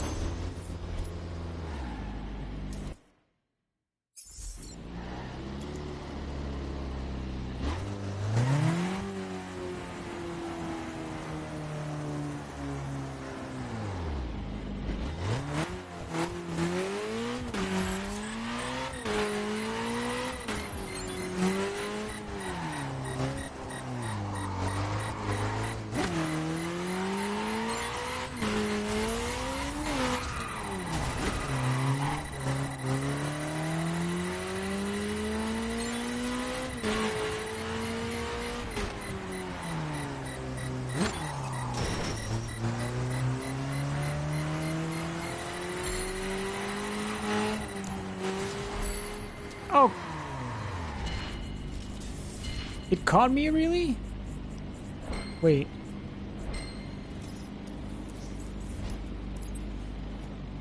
Damn, really? Just when I was reaching the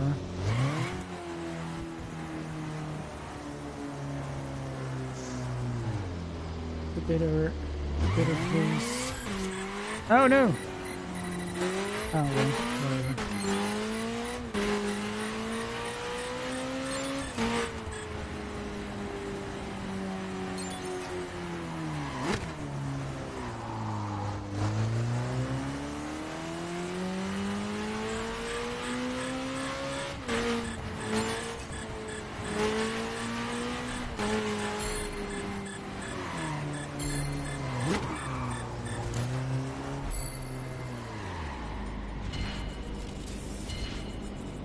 Yeah, you don't feel it when it catches up with you. The second game does that better.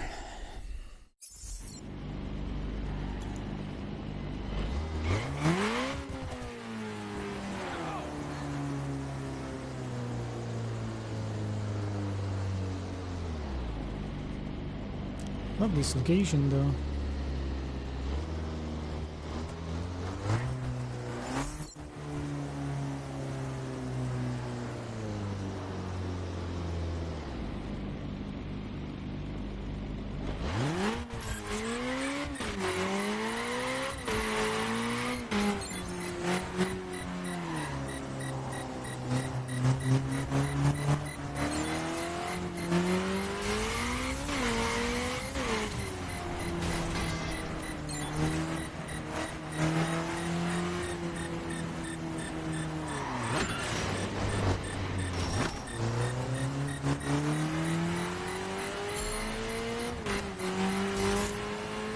Come on! What the hell? Am I exiting the area? It feels like I'm exiting the area actually, more than anything else.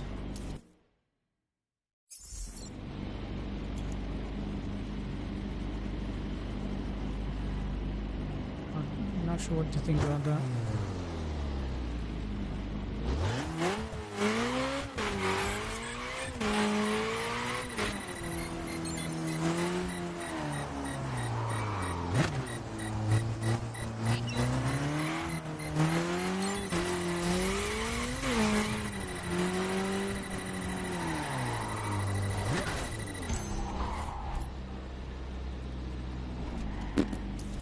Wow, this one is hardcore.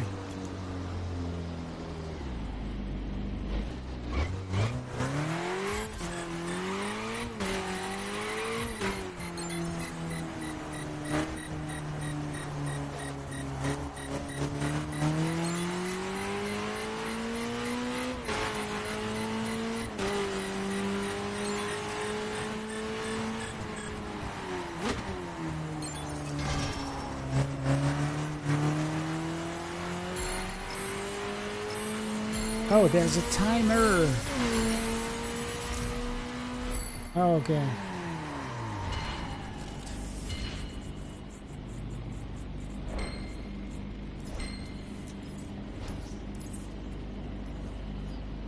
Yeah, I guess that wasn't exactly great.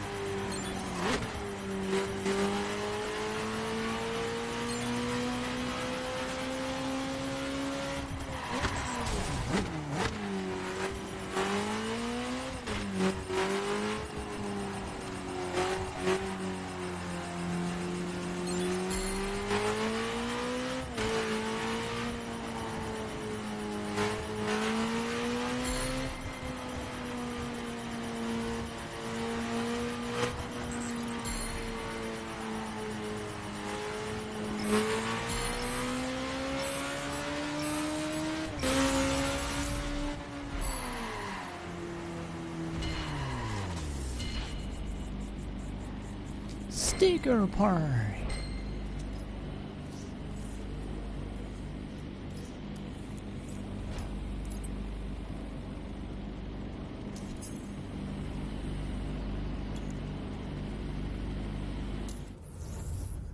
Alright, nothing else around here. Back to the summit.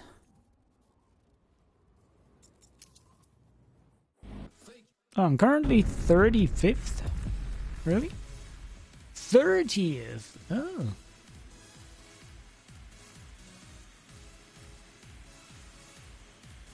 Damn, you gotta be 24th to reach gold.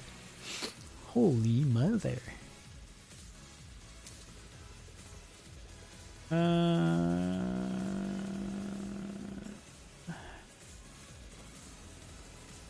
So how does this work? Try to reach the highest stunt level with your crew. Oh.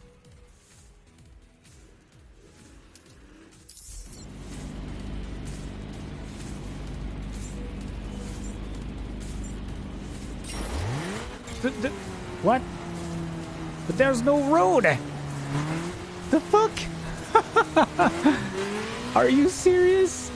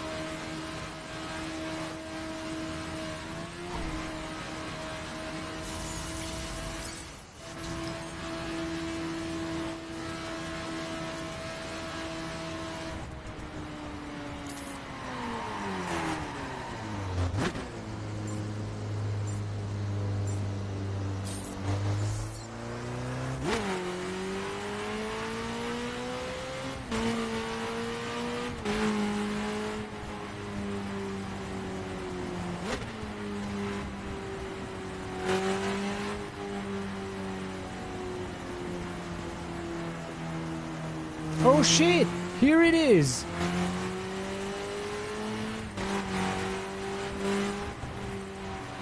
How did I miss that on the map? The heck? Oh, perfect. How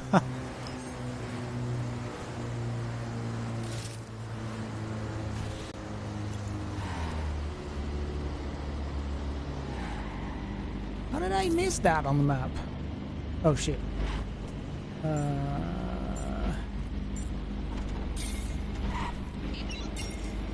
What do you mean wrong side of the road? Oh.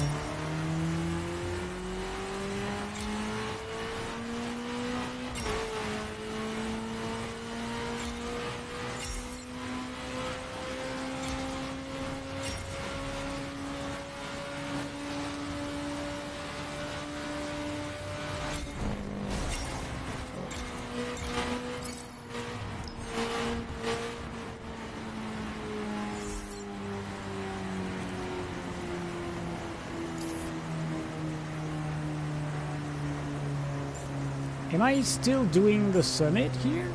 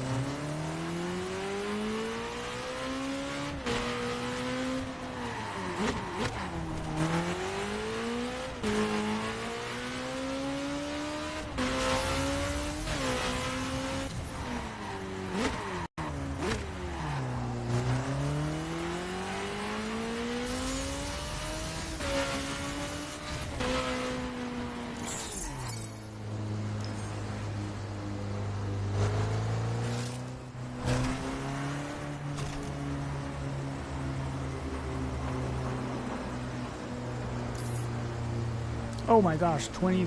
I mean, oh, with an average speed.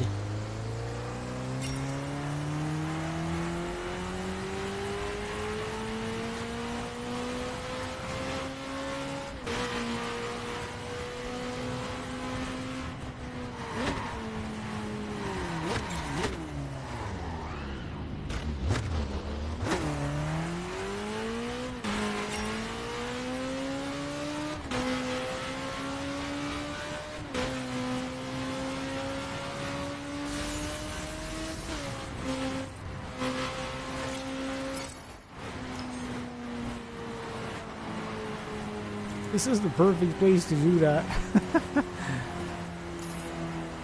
Drive to somewhere I can see. That's fine.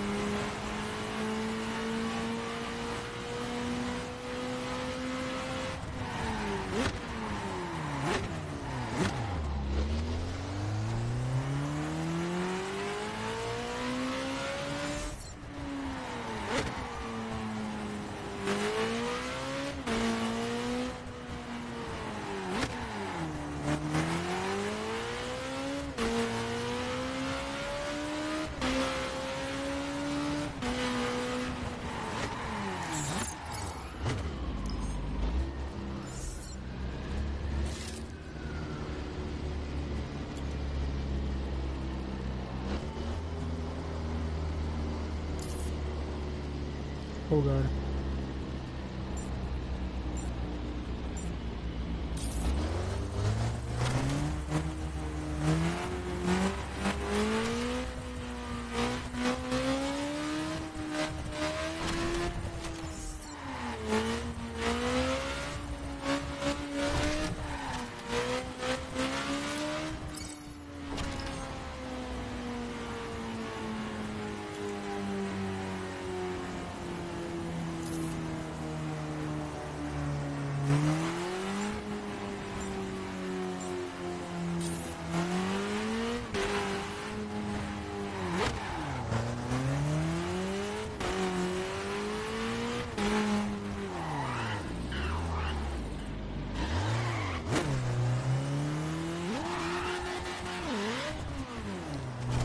Wait, does it count? I do that? Shit.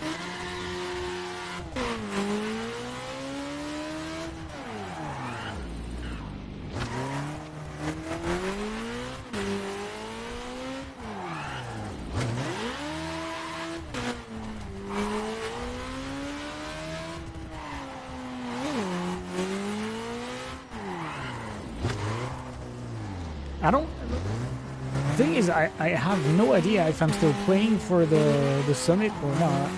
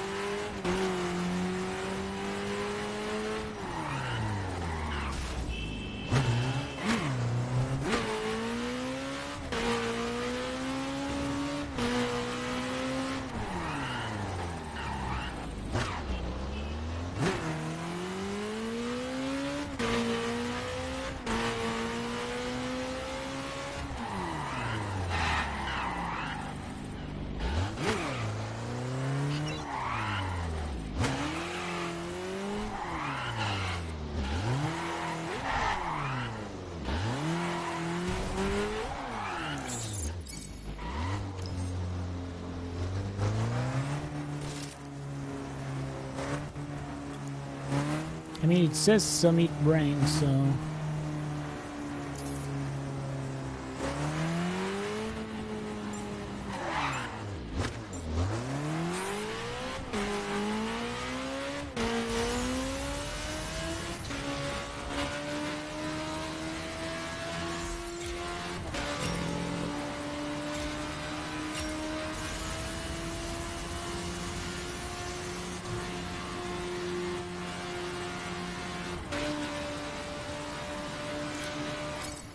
Easy peasy.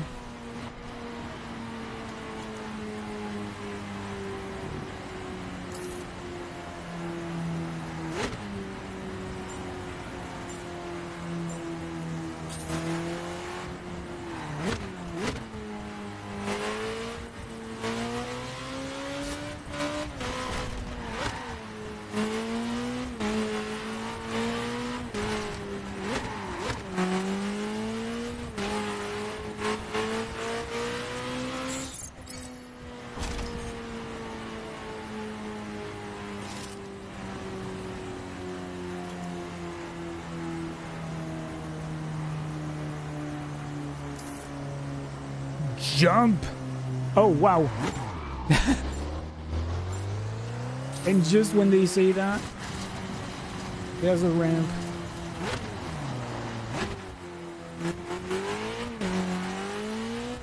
Oh, I guess it's on purpose. Okay. What the fuck?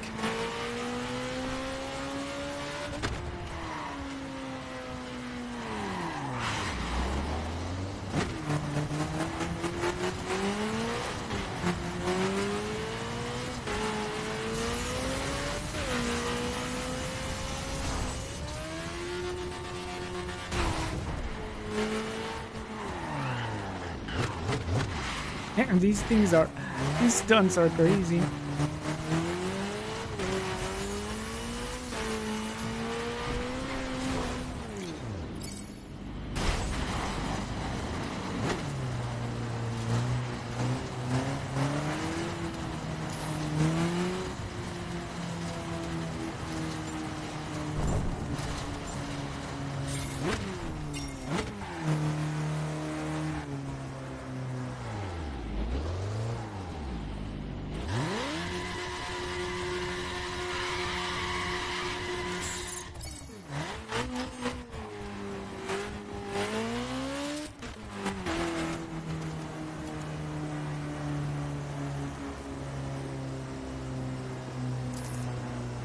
Oh my gosh, drift for 450 or 540 I mean.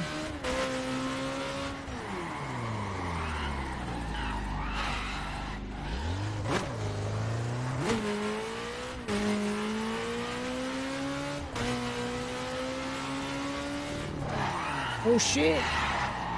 We got a train!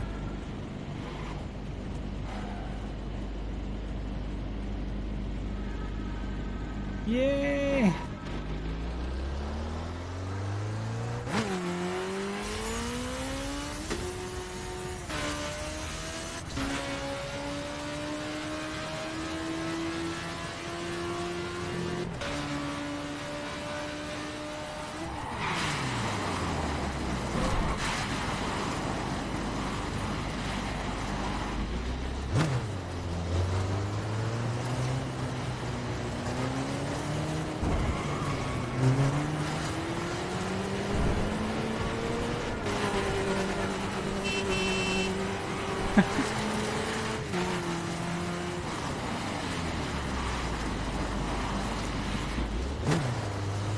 I think the salt is the best area to do that actually.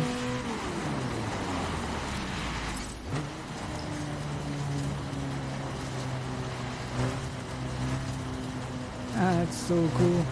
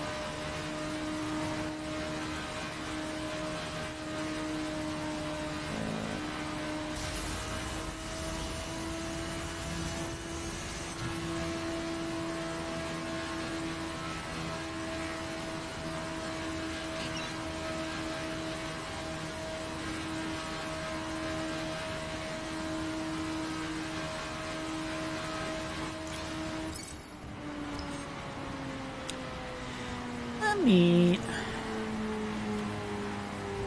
Looks like I'm gonna get my best ranking.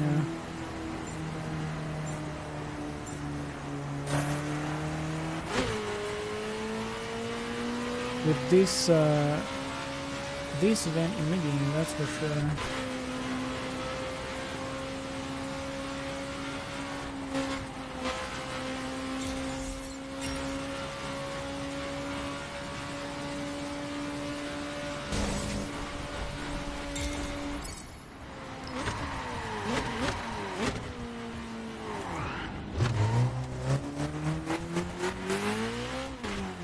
Oof, okay. Yeah, missed 32 cars. Definitely need to go downtown.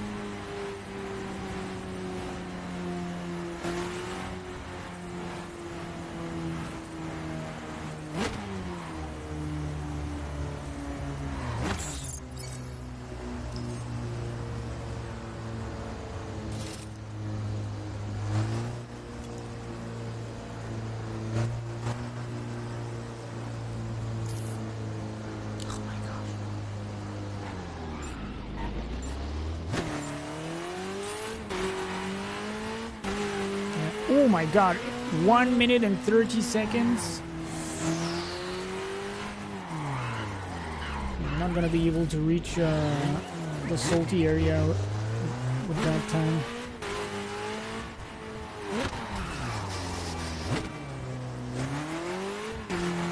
Oh wait.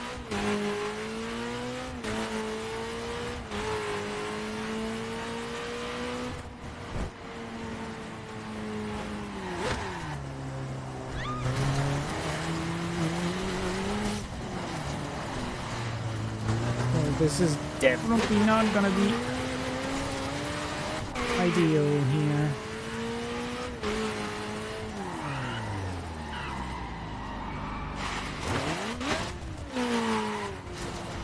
Yeah, this might be, yeah, this is gonna be the end here.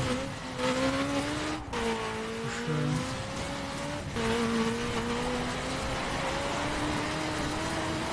Oh, okay.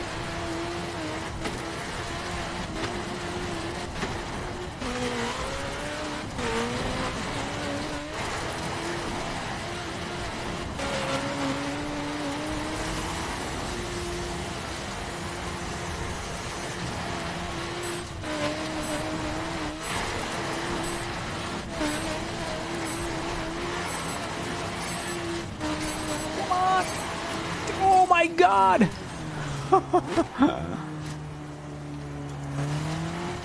Down to the last second.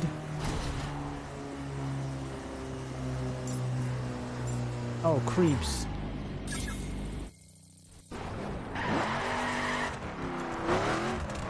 Well, give me jumps.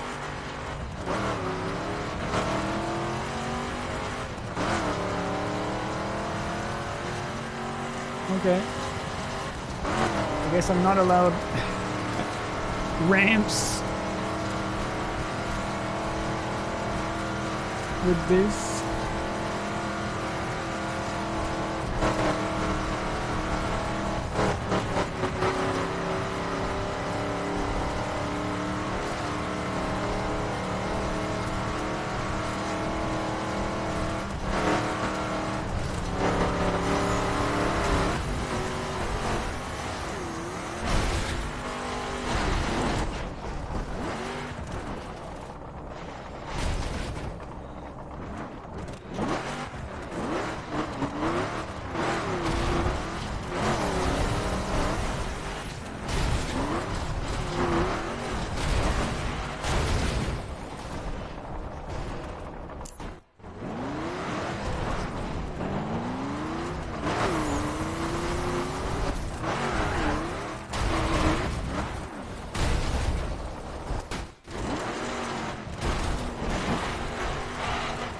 god.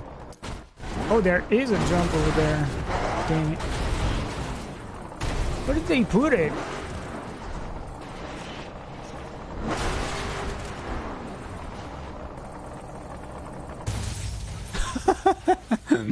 Well, apparently I was jumping here.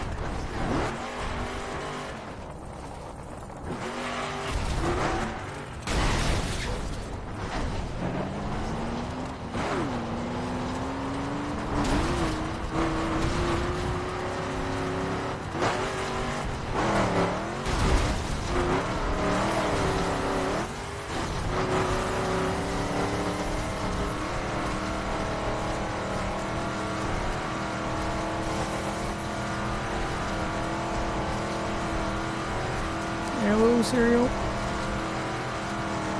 Doing good. Having a lot of fun with this game right now. Oh my gosh, I'm not gonna make it though. Oh, so close. Damn.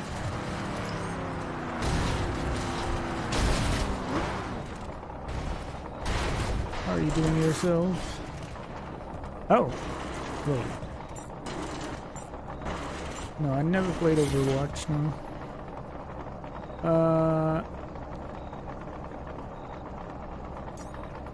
Am I still... Oh my gosh, I just don't know if I'm running for the summit or not. No, I'm not... I'm definitely not into those competitive online FPS games.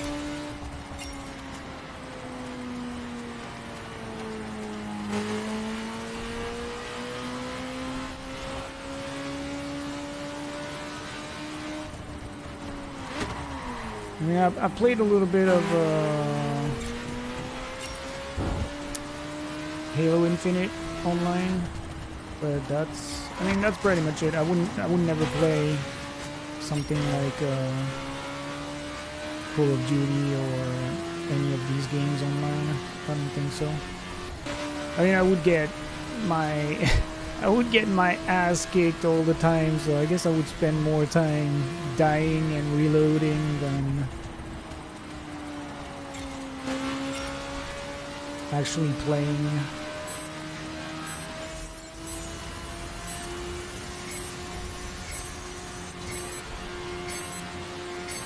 Oh shit.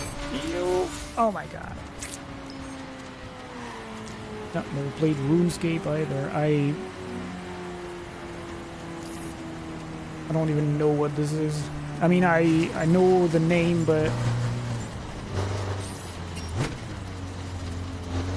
I know it by name, but that's pretty much it. Yeah. Not drifting for 610 meters.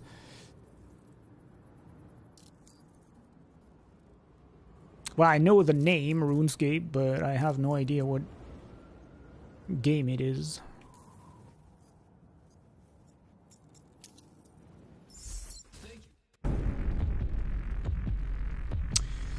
Yeah, this game looks good, and believe it or not, this is a 360 game originally.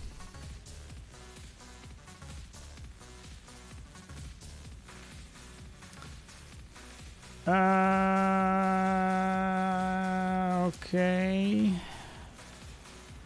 Hey, 10th. I'm actually in the top 10 here. Not bad.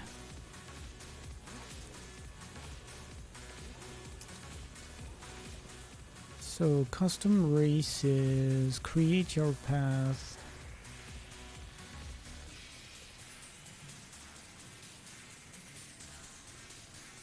Leaderboards are based on bucks earned. Oh, so the longer the longer you drive, right? Oh my gosh. Oh yeah, I remember those actually.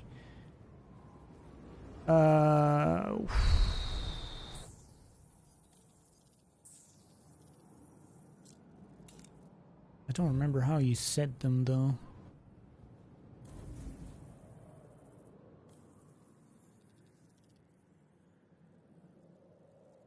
Wait, so where am I starting from? From here, I guess? Yeah, so that's where you can do like you can create a 1 hour long race and stuff like that. Oh my god. Oh, that's the start? Wait.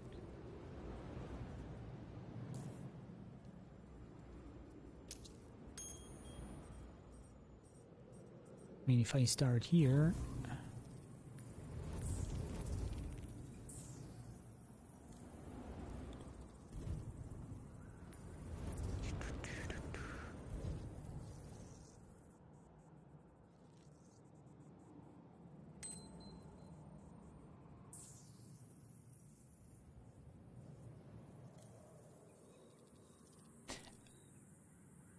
I can only put 10 checkpoints? Oh my god. Okay. Well, that's gonna be fun.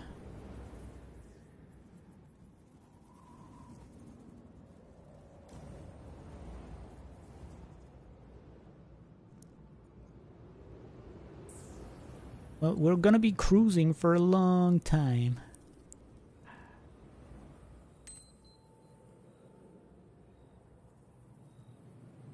Looks like...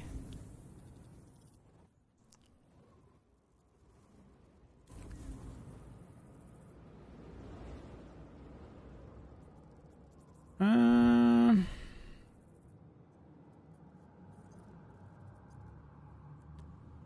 my gosh. So I'm here.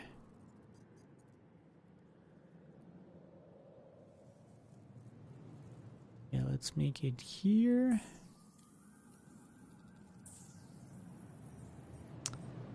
Checkpoint.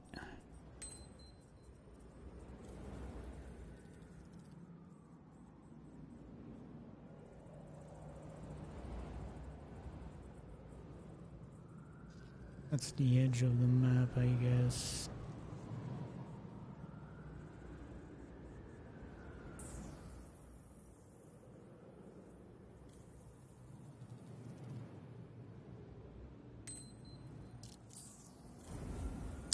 Man, like the leader for this mode has 144,000 bucks. They have driven a long time.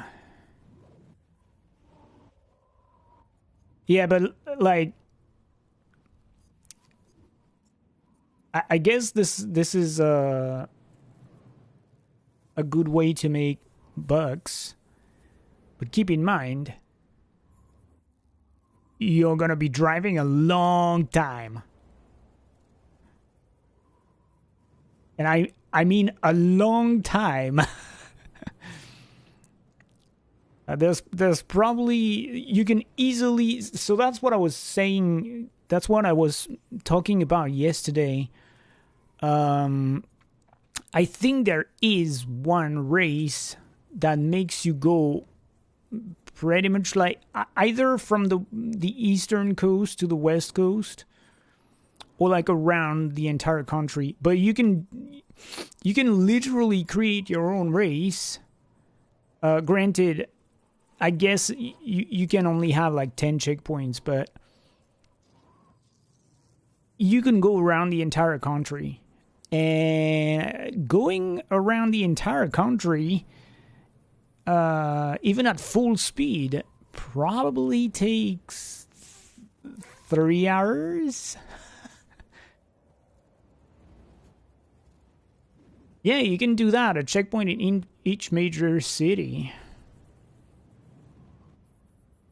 But this takes a while.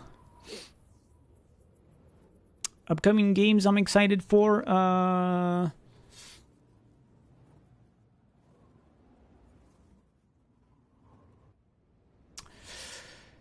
Well,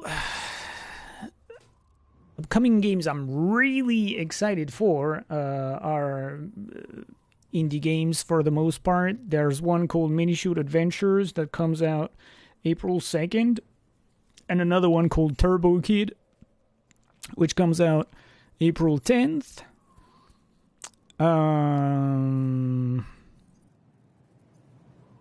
There's a Souls-like that I have pre-ordered on PS5 that comes out May 23rd.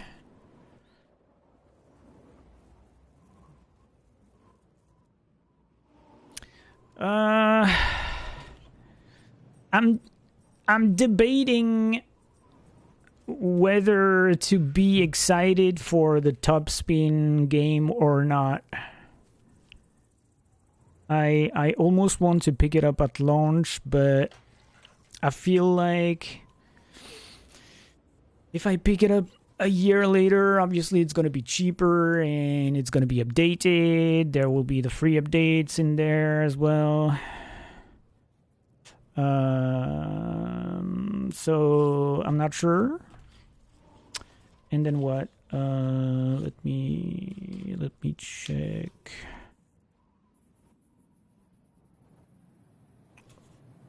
I guess I'm excited for Warhammer 40k Space Marine 2 that comes out in September.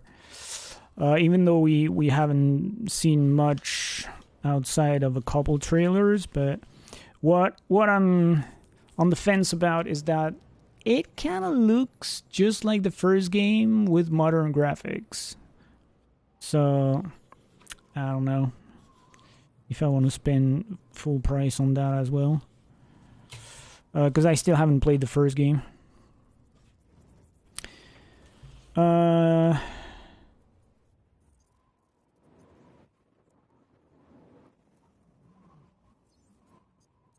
something I'm really excited for that is out on PC already, so I guess this wouldn't count.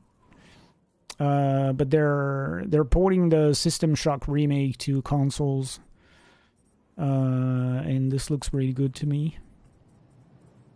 And then Stalker 2, I guess. And that's pretty much it.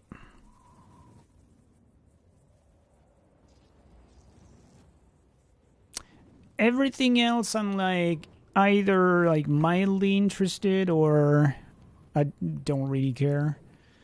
Like Stellar Blade, for example, on the PS5, I will know if I'm excited for this when when I've played a demo, which I guess they will release. Oops, never mind. At some point. Wait, what? What? Oops. Shit. What have I done?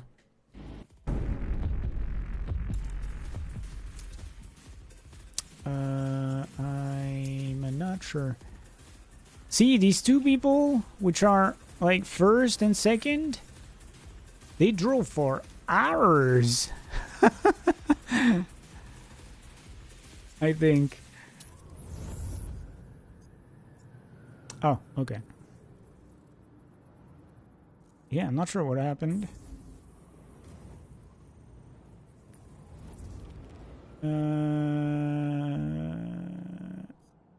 I mean, you can go there, right? This is the highway, yeah.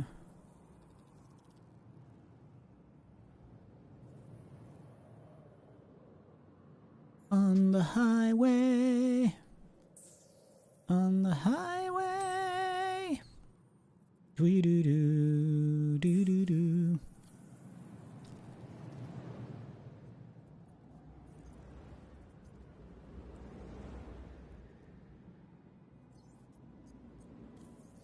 Man, like getting $100,000 has to take so long.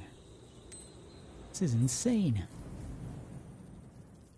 Yeah, how about we go back like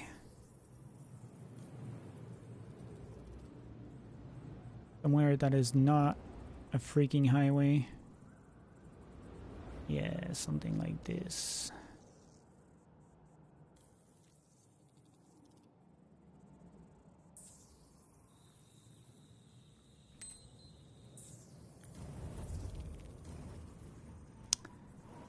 I kind of want to hit those snowy peaks. Yellowstone, let's go.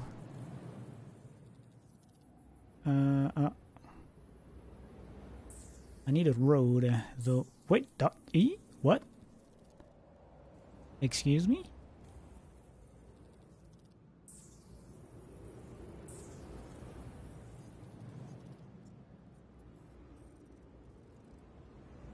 Oh shit. Oh my god, okay.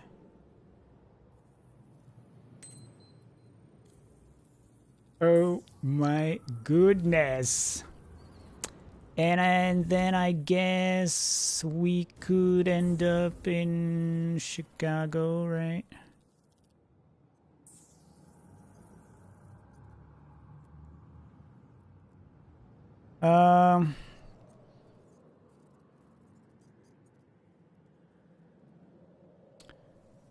What would be a good stopping point in Chicago? Like some kind of landmark.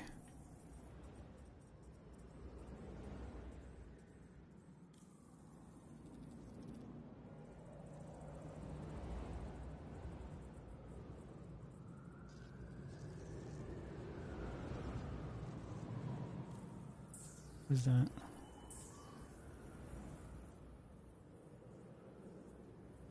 I mean, I guess, oh, this, obviously.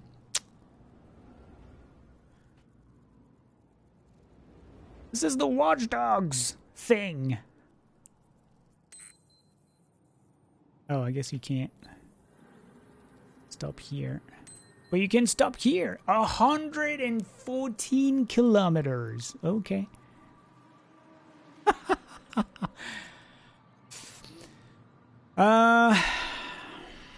Any bets on how long this is gonna take?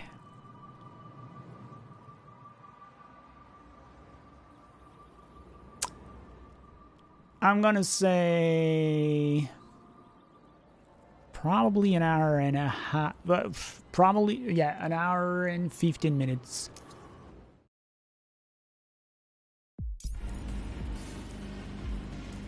No, I'm fine with this vehicle, thank you.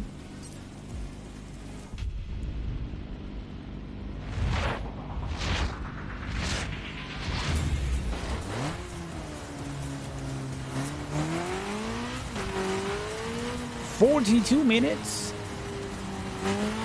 Okay.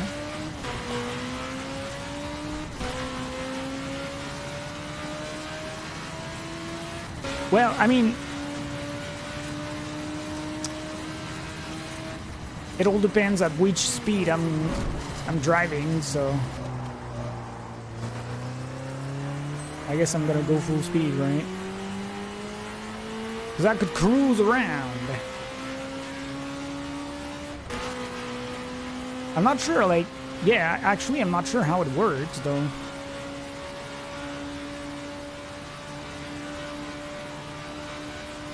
Like, do I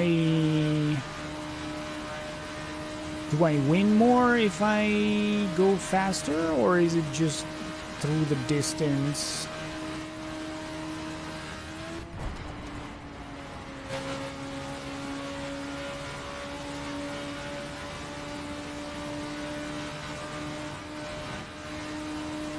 Are there any big guys any big guys? Are there any big games you guys are looking forward to for the rest of the year?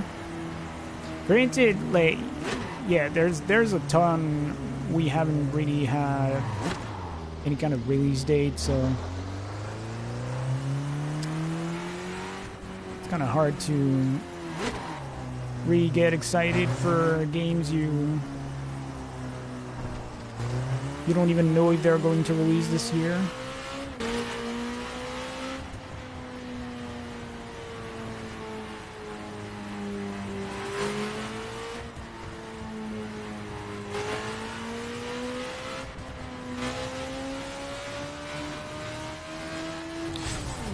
Whew.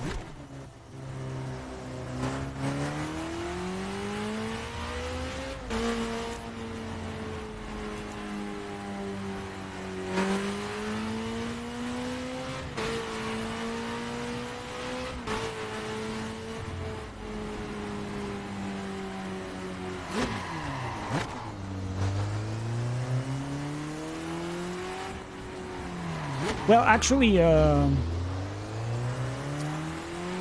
guess one of the games I'd be most excited about would be Death Stranding 2. But yeah, this is releasing in 2025. We don't know when exactly, so.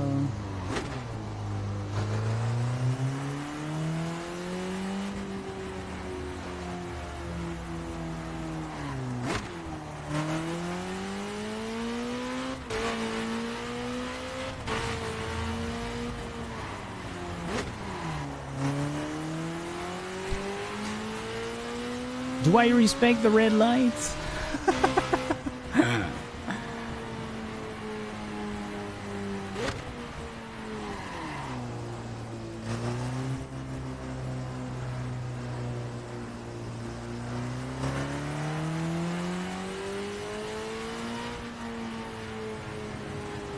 I mean, I guess for the day the game gets shut down, this would probably be the best option.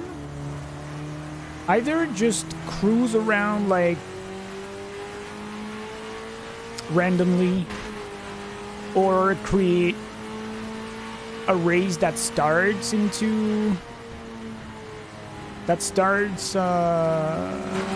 you know, within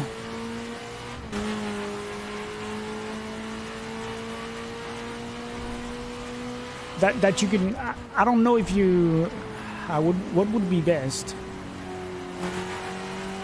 finishing the race before like 10 minutes before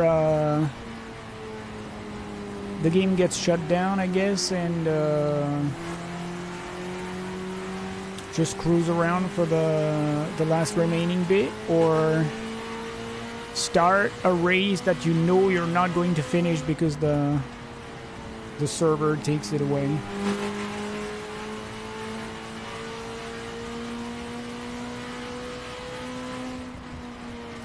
Because it's not like, I guess it's not gonna be like Babylon's Fall, you know, where there's gonna be one place where people meet up and reminisce until the game gets taken down. I mean, I don't really see it happening, so.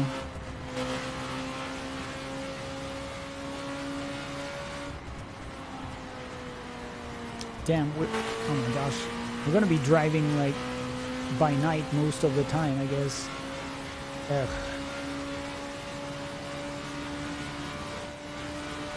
Well, this is gonna give us a good idea of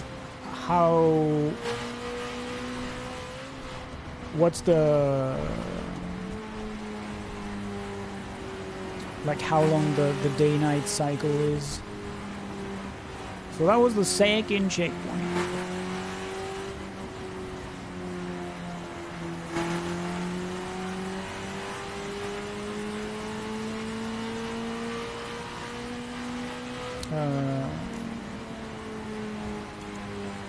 I guess some checkpoints are going to be longer than others, obviously. That's kind of a bummer. We're driving by nighttime, though. I was anticipating the vistas, and all we see is a dark road and a full moon. Great.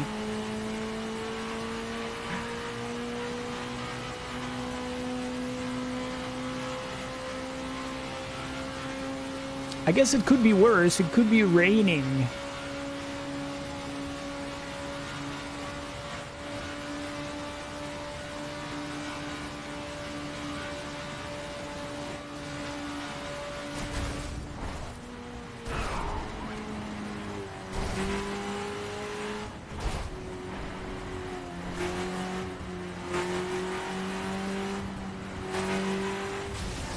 Oh shit, oops.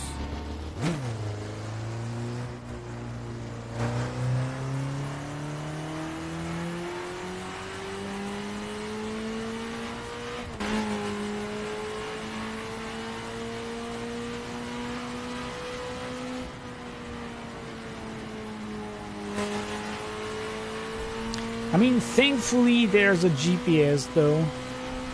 Imagine if you had like, if you could create, or if you had to create a race with, say, yeah, like, you know, a checkpoint in each major city, but you didn't have this blue line guiding you. Now that would be a challenge. Holy crap.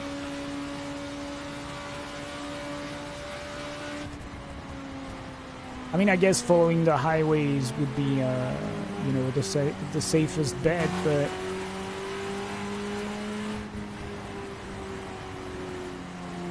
what's the fun in that?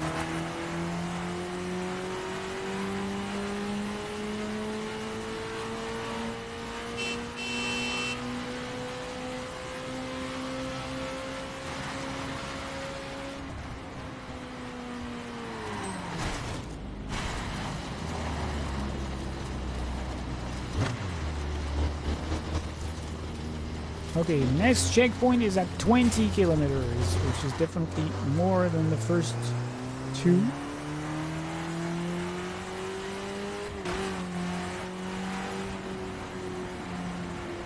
And there's a nice skybox here, though.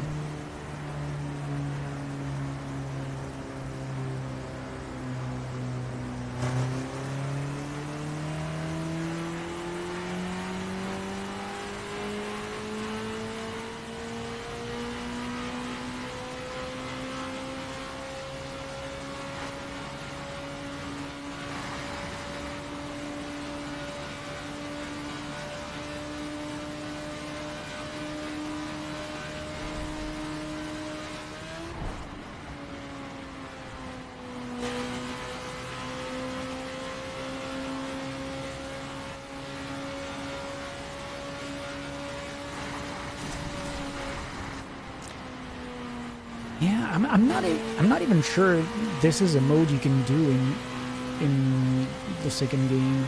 Like, I know you can create your, you know, custom races, but does it really work the same way? I don't know.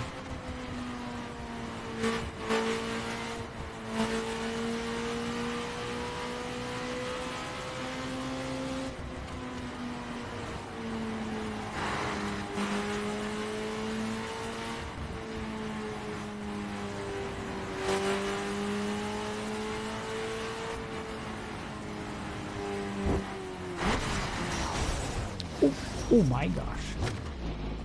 Well, we're entering a rural town. Any trace of McDonald's?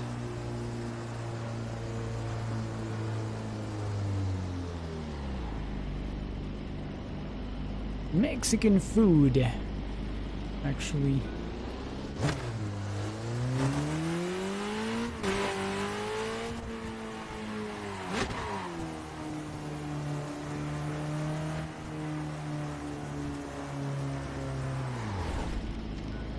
Oh wow.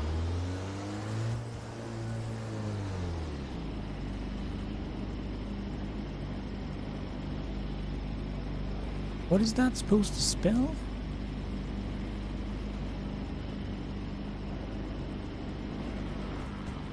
Not entirely sure.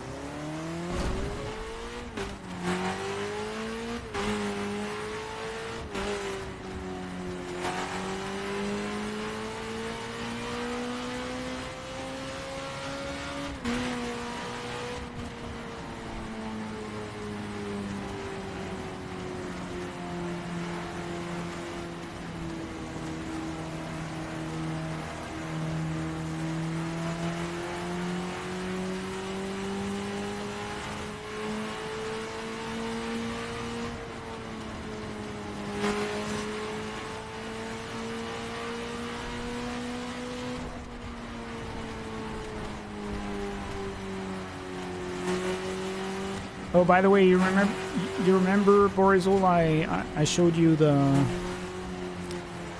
last fame pass for Fall Guys. That includes 300 levels. Remember? It only has skins up to level 70 though, but they made each increment between levels more expensive. Like the last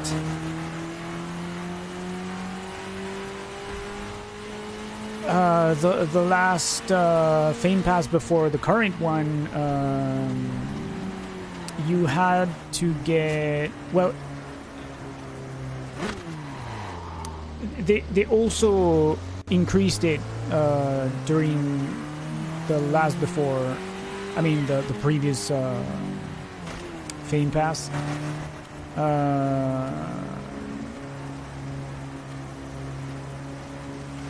For the longest time, the standard level increase was like 79 and 50 points, I think, something like that, 7,950. During the previous fame pass, they increased that number to 9,900, which was already significant. And this time, starting from, I think it was like level 5 or 10, something like that, you need 12,000 points, which is a lot. So now, currently, I do, when I play through my dailies, I upgrade 2 levels daily. Or at least each time I play. So even reaching level 70 at this rate,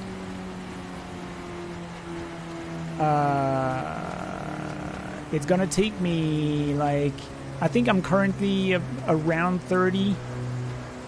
So yeah, it's gonna take me about 20 days, and there are 37 days remaining to only to reach level 70, right? Then I have like 230 levels of shards to go through. But I guess they're going to activate double XP at for the last 15 days. But yeah, good luck reaching level 300 on this one. Granted, I mean, there's from level 71 to 300, there's nothing else but shards. So this is for the you would farm for the secondary progression tree.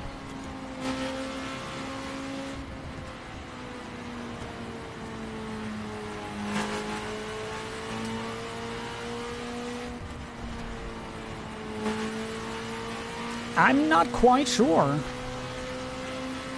It's very obvious that there's been a turnover in the player base since Christmas. It's very, very obvious because there are so many newcomers since Christmas. And I guess a lot of the there's also a whole bunch of people who let go of the game, I guess, because up until Christmas 2023, when I was trying to play a solo game, I was decimated by people who were better than me. It was really hard to even reach round 3. And since Christmas, dude, I have won so many games like never before. So I guess there's been a huge turnover. Probably, you know, young kids getting their first system, playing, you know, a free-to-play game that looks like a game for kids. And yeah, some of the OG players probably letting go of the game, but that doesn't explain why they put like 300 levels for this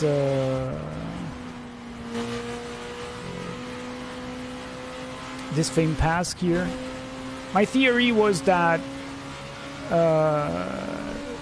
they are giving themselves time to prepare for the next season, because the current season has been going for quite a while actually. I think this is the 5th.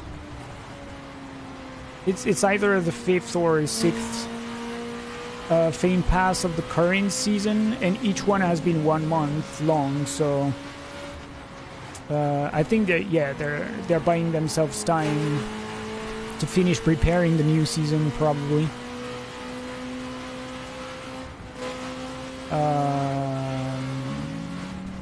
As to why they put, as to why they turn like 160 levels with like the alternates every 30 levels into 300 levels, and the alternates being like comprised into between level 40 and 70, and the rest is nothing but shards. I'm not sure.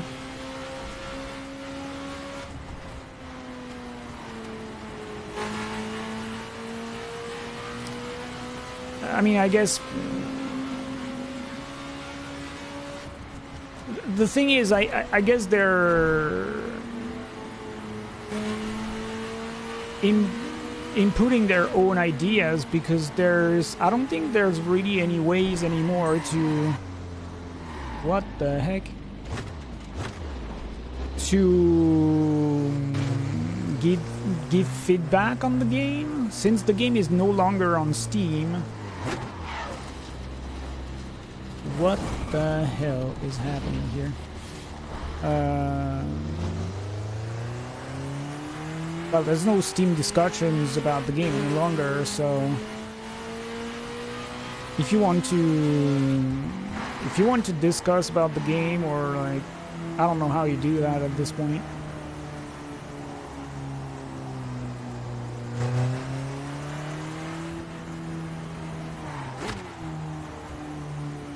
Because, you know, I guess people could have been complaining that it was too much for them to grind 160 levels, and that they still wanted the alternate skins,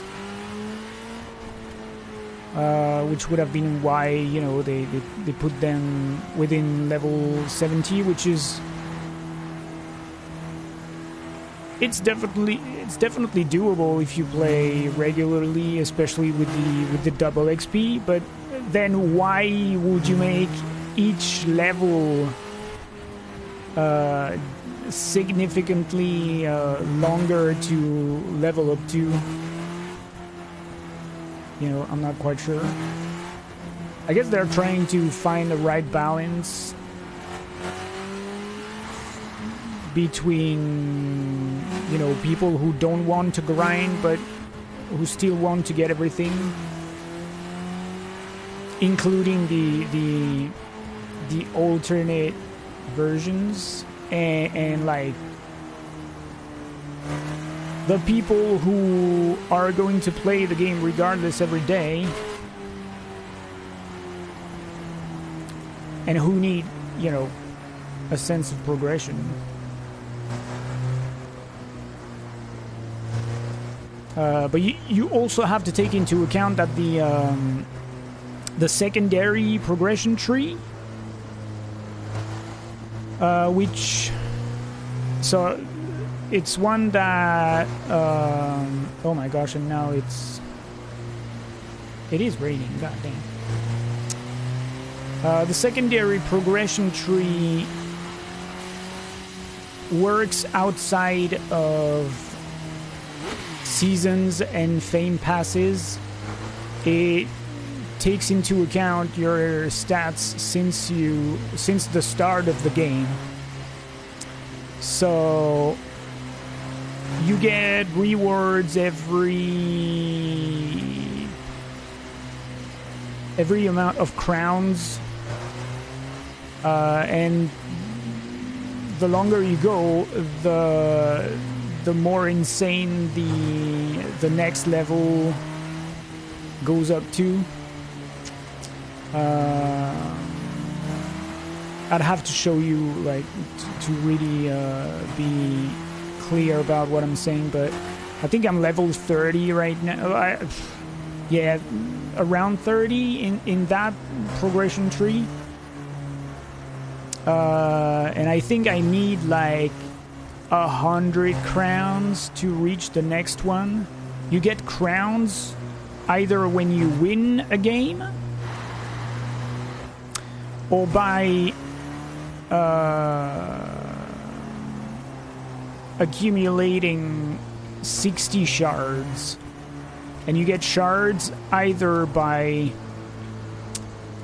well, completing some of the weekly challenges, or you get some when you win a game as well.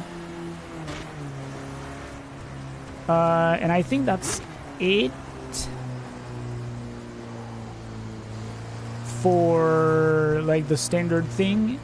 The only other way to get shards is to max out the fame pass and then start, you know, earning nothing else but shards.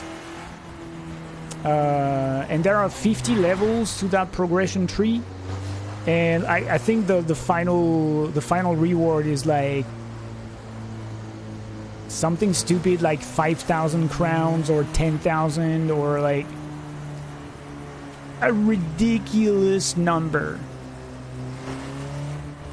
I think I've played the game for 3 years at this point, and I have like 10% of what you need for the final upgrade for that progression tree. Something like that, 10%, 20% maybe.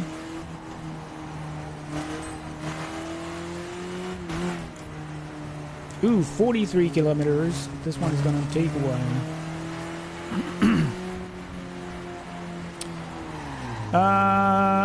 Bots?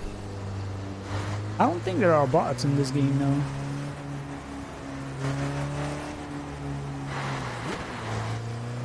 They've always been, you know, resizing stuff.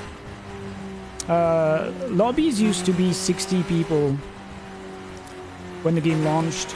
And at some point, when I guess the player base starting decreasing, so that it wasn't taking forever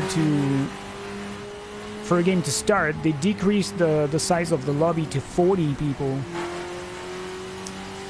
And then they cut some time on the loadings and stuff.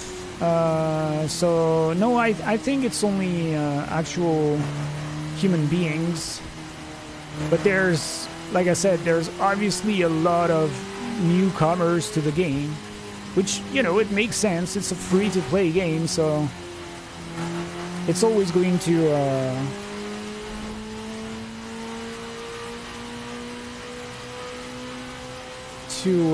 attract people, and there's nothing really else like it on the market. If you take away, you know, Stumble Guys, which is just a carbon copy of the game but worse. There's nothing really else like Fall Guys. especially as free-to-play games.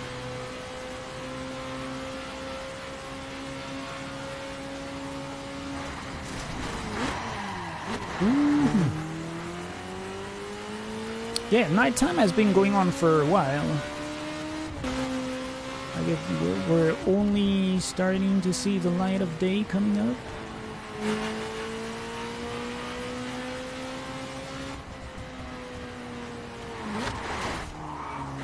Whoa!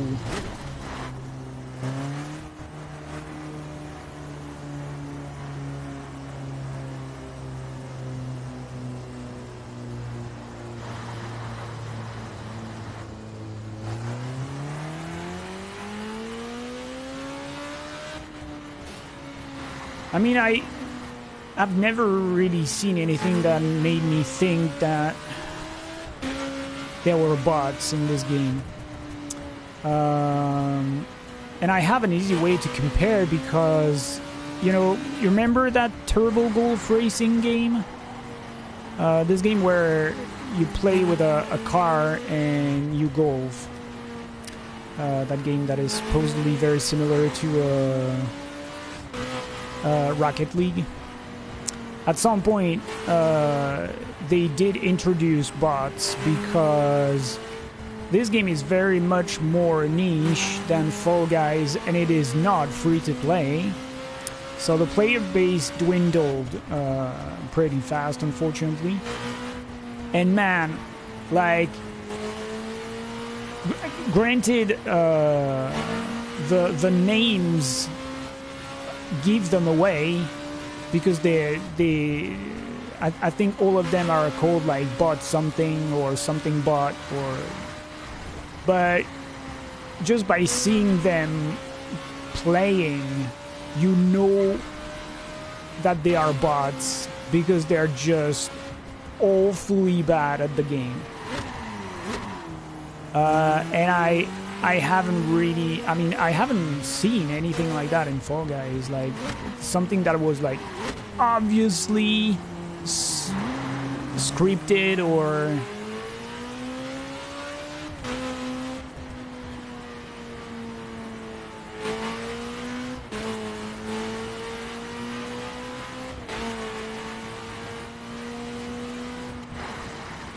yeah, I don't know.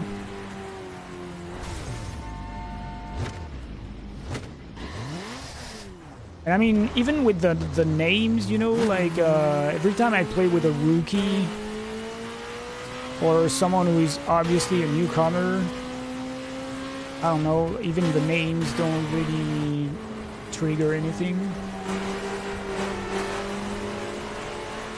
Oh God, please no, I'm doing it like I'm doing an actual race, brother.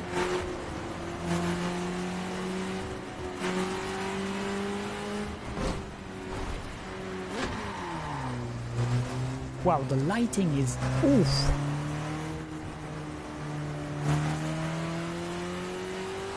It's tough here.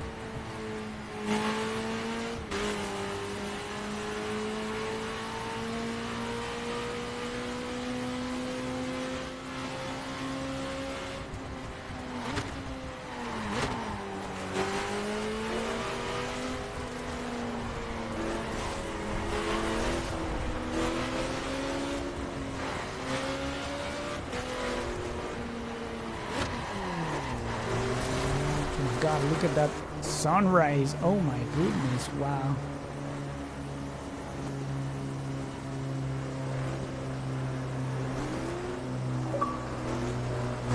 I have to take a screenshot here.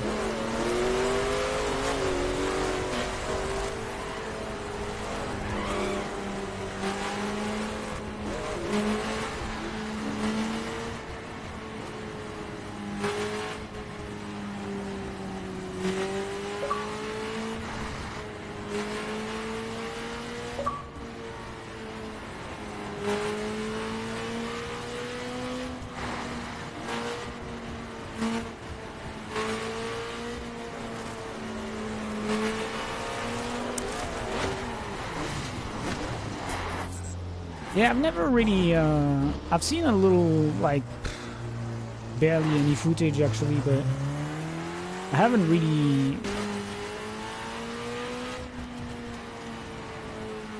looked up Stumble Guys. I know it exists. I've seen it on Steam and stuff, but I think I've seen footage twice. It just looks, like I said, it looks like the exact same game but worse. Like a cheaper copy of Fall Guys.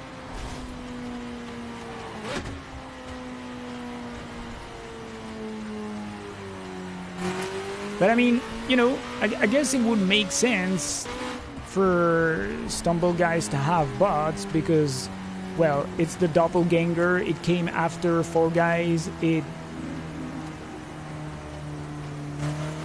Who would play Stumble Guys over Fall Guys? I mean, there's no reason really. So the player base is probably, you know, way lesser, way smaller than Fall Guys is.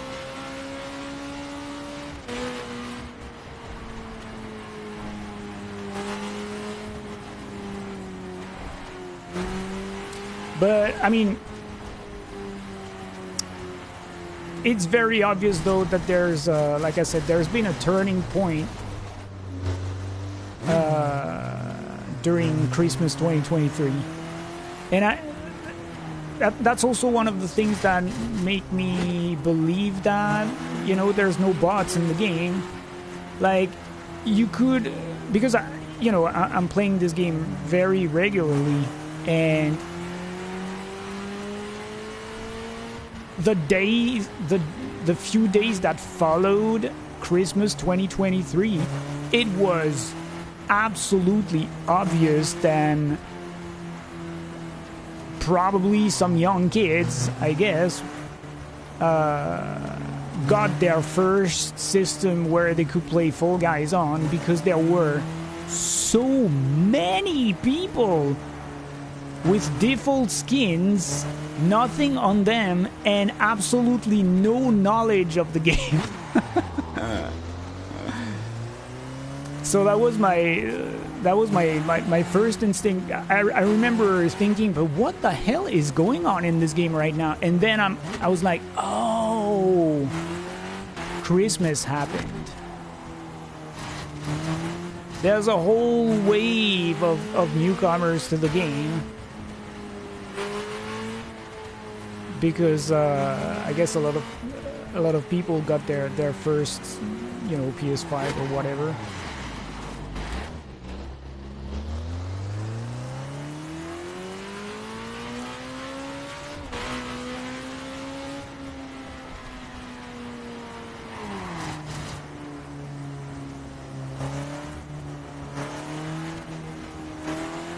Yeah, and you have to take into account that Fall Guys has disappeared from Steam.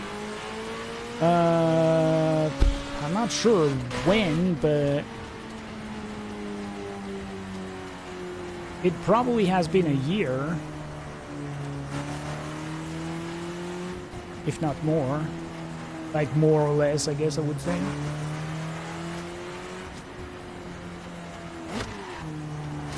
There's probably way more people playing Fall Guys on console at this point than on PC. Especially considering that PC had a lot of cheaters as well, so...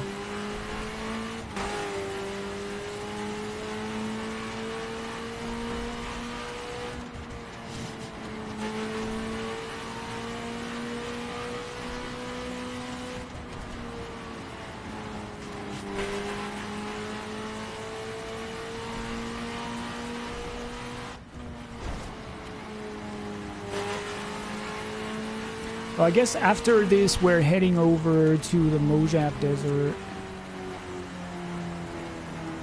if I'm not mistaken.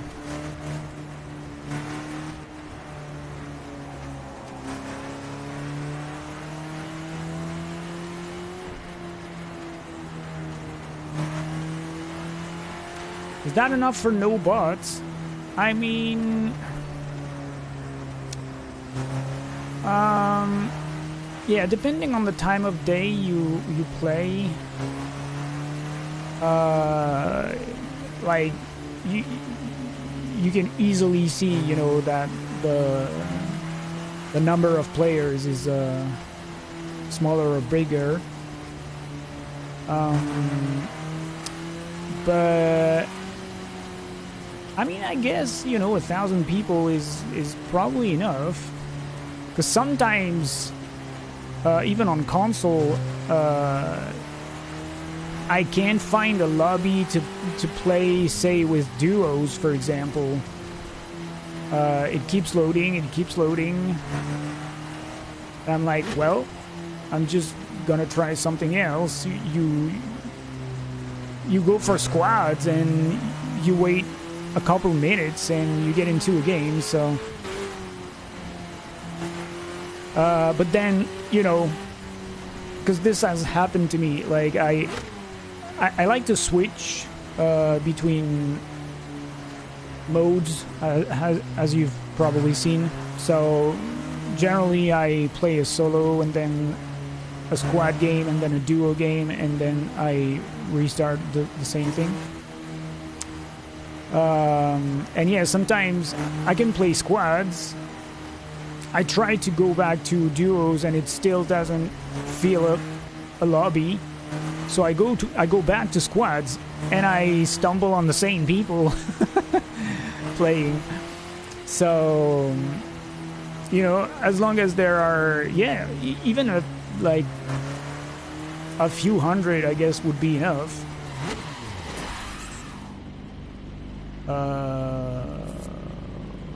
What? Oh shit. The checkpoint is over there, but I'm going in the wrong way. Oops.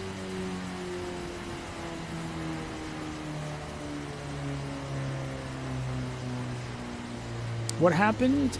May 2022? That's probably when the game got free to play.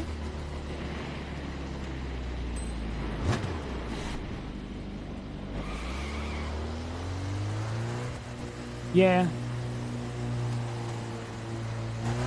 I think that's the game. That's when the game went free to play, probably.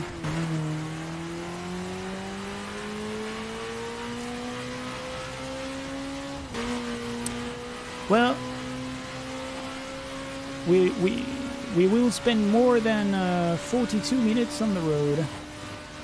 God damn, the light is crazy here. Wow. It really feels like a snowy sky.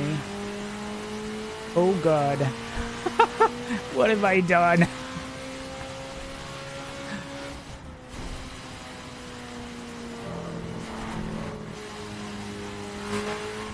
Or are we going back into nighttime? Wait. Oh, I can't. Oh, 6 a.m. Okay. So never mind. We're just starting the day still.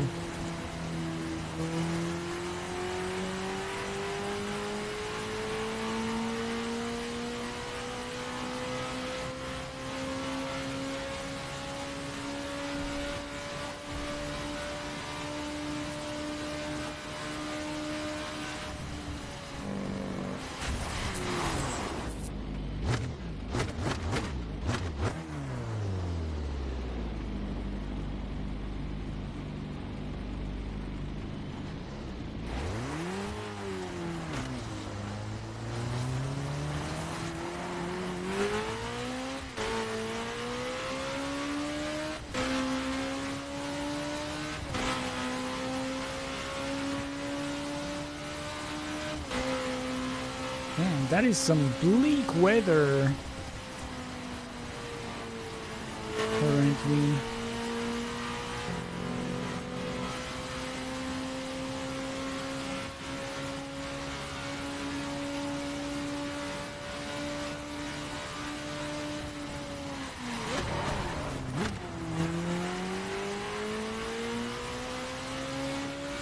GPS wants to kill me, I guess.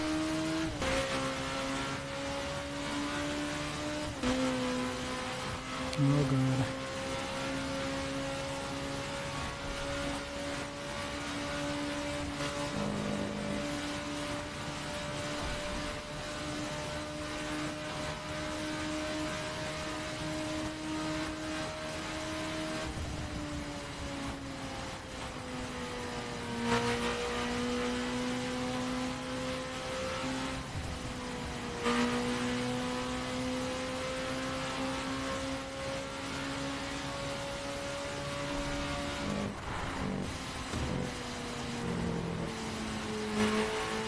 Oh, and then all of a sudden, for whatever reason, I'm back on the right lane.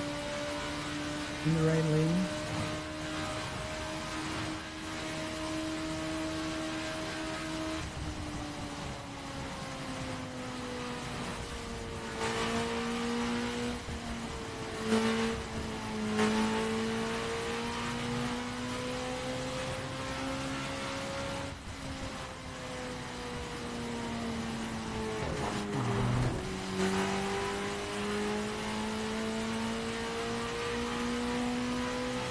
Why?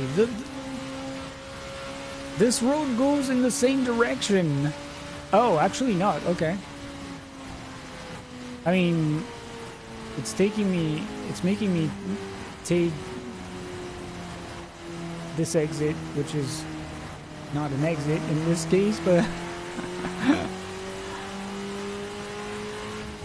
Oh shit. Ooh.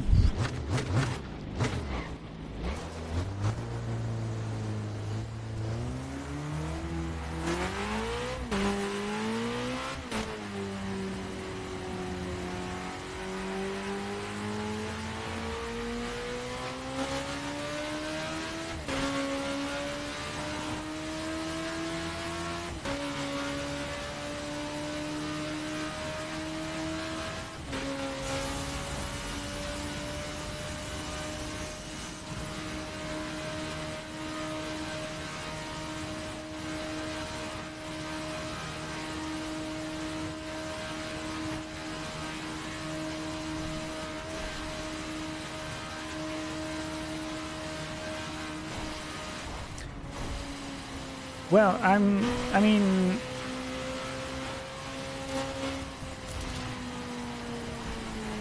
Oh, wait. What? I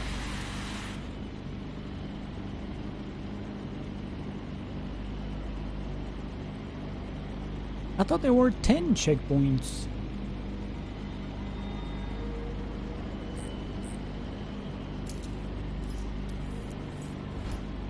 I mean, you were pretty close. 45 minutes. This ranks me 5th.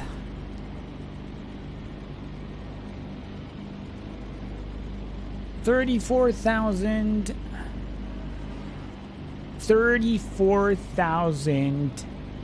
bucks for 45 minutes.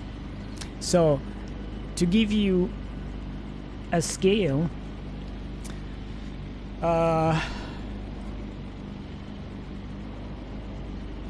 there is a race in the second game that lasts around 35 minutes, so 10 minutes less. That gives you, I think, at the least it gives you is like 340,000 bucks. Granted, you don't get access to that specific race, you know, right away. Not in. I mean, it takes you quite a while to reach that. But once you have access to that race, you definitely can, you know, farm some good money in not too long. And according to which bonuses you have, you can farm even more, because you know, you can have these bonuses in the second game. I get possibly in the first game as well, but it's more obvious in the second one. So you've seen me having more nitro, or earlier when I was doing the weekly summits in the second game, I had that score breaker thing where it gives you a bigger score. You can do the same thing with money.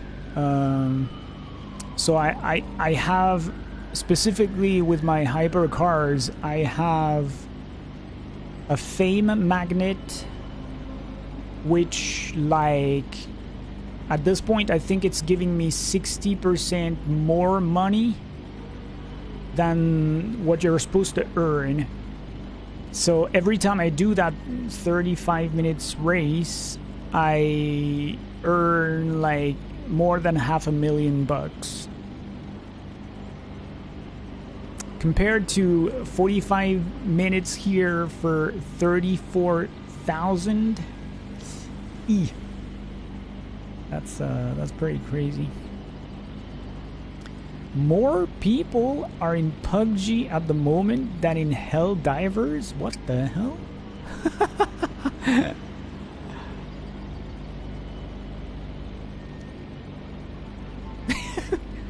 Okay.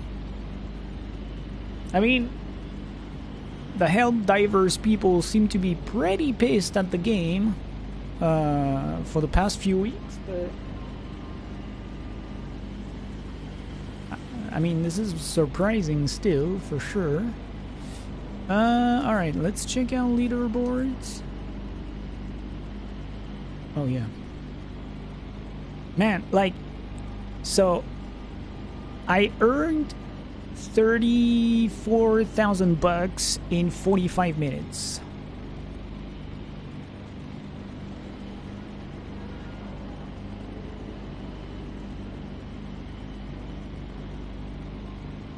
I'm bringing the calculator. Oh my god.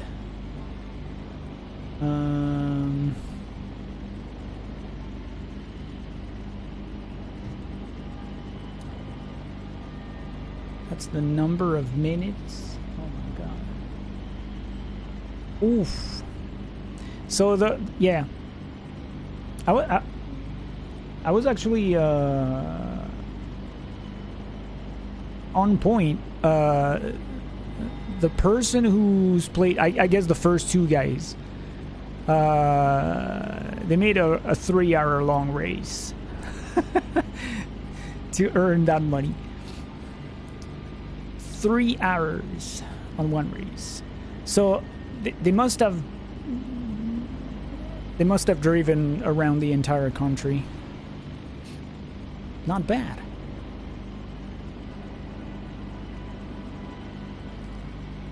Stardew Valley? Oh, well, this one makes sense, though, because they just released the latest / last / biggest update for the game. I haven't read the patch notes. Oh, you didn't know? Yeah.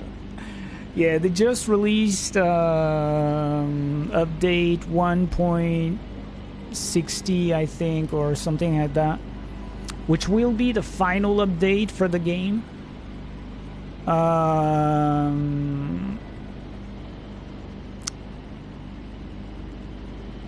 And it lets you play up to 8 people multiplayer. It adds a ton of stuff.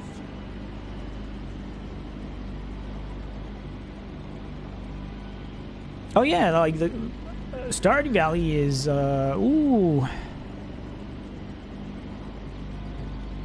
I'm not quite sure, but it's definitely getting older. Wait.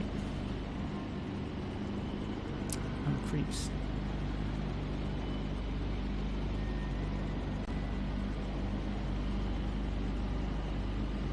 And yeah, the creator of Stardew Valley has been working on a new game for a few years at this point, but he never let go of Stardew Valley. All these years, there's been constant updates. It came out in February 2016. Is that a 6? Yeah, I guess. 2016. Yeah, no. The new update is not 1.60, it's 1.6. This update adds new content to the game, focusing mainly on the valley, with additions and improvements to almost all areas of the game. There are also a ton of quality of life features and bug fixes. Some of the changes are a new major festival, two new mini festivals, a new environmental event, hundreds of new lines of dialogue, a new endgame skill system, new crops. Oh, that's neat. Crafting items, furniture, and more. A new farm type. Meadowlands farm. Multiple pets. Oh shit! Way more in bold.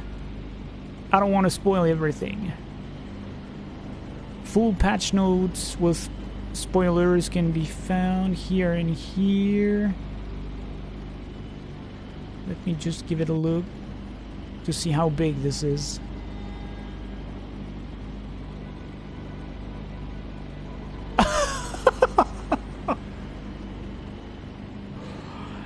Okay.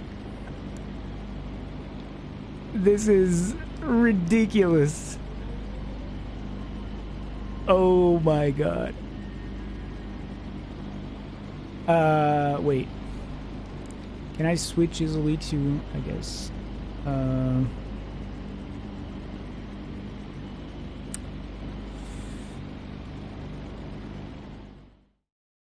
right.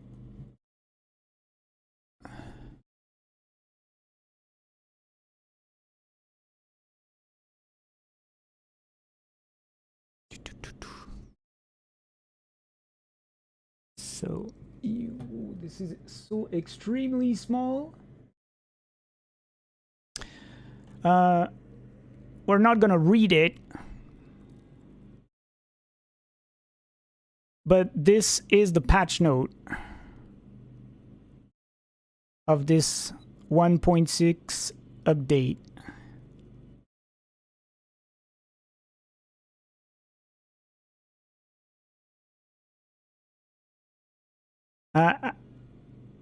I'm only midway through.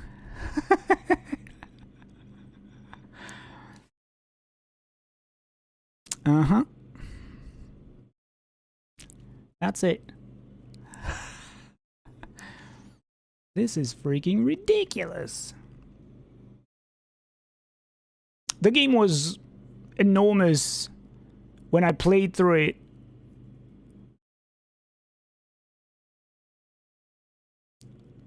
At least 5 years ago.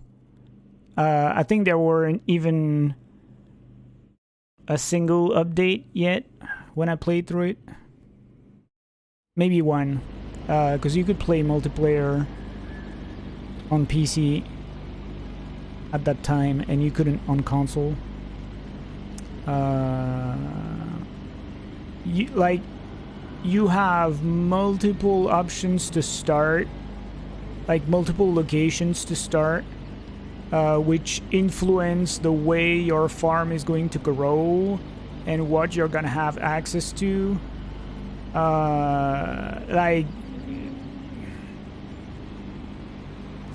And this game is absolutely amazing. Like, you need to play Stardew Valley at some point, otherwise you're gonna miss out on an amazing experience. And if there is a single farming simulator game you play, this needs to be Stardew Valley. Don't play any other one, because this is by far the best one.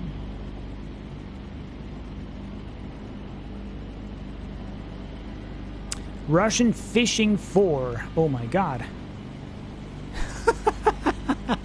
So what is specific about Russian fishing? They fish with guns or vodka? What's the deal?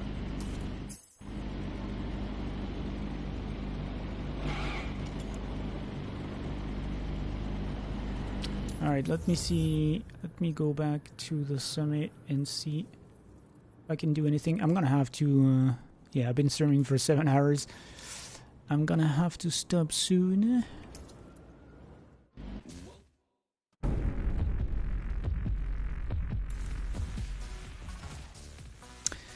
But I mean, I guess I'll get back to this game tomorrow.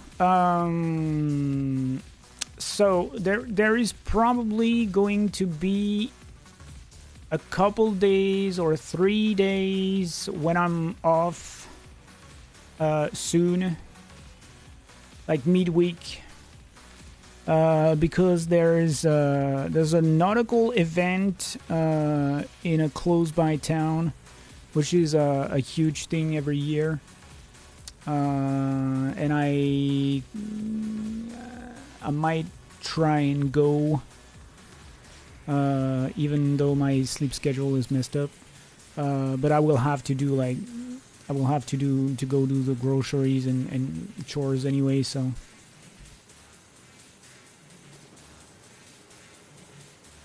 it is overwhelmingly negative. God damn! What the heck? Let me check that out. Wow, to give you an idea, yeah, this is really not surprising that Stardew Valley is up there. The news of that 1.6 update, which was published 5 days ago, has 52,000 thumbs up and 1,200 plus comments.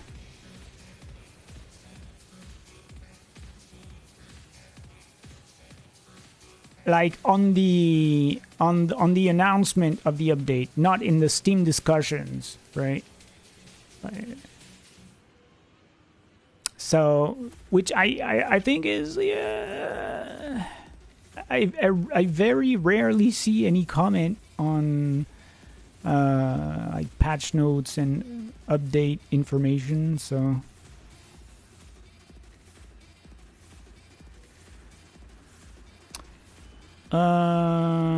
what did you call that? Russian Fishing 4? Russian Fishing 4. Oh, it's free to play? Oh my god. No wonder.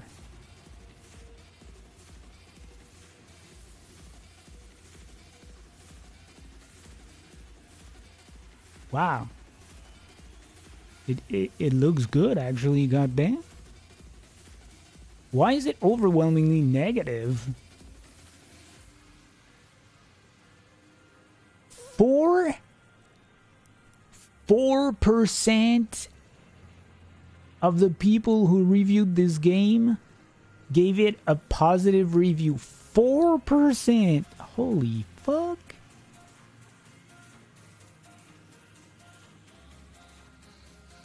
Well, the first review I'm seeing is a thumbs down, and it says good. Okay.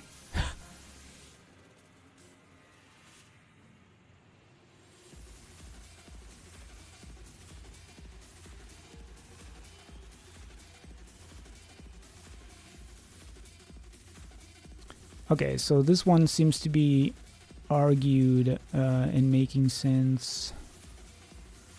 If you are new and are looking for a semi-realistic fishing experience, Russian Fishing was and probably still is one of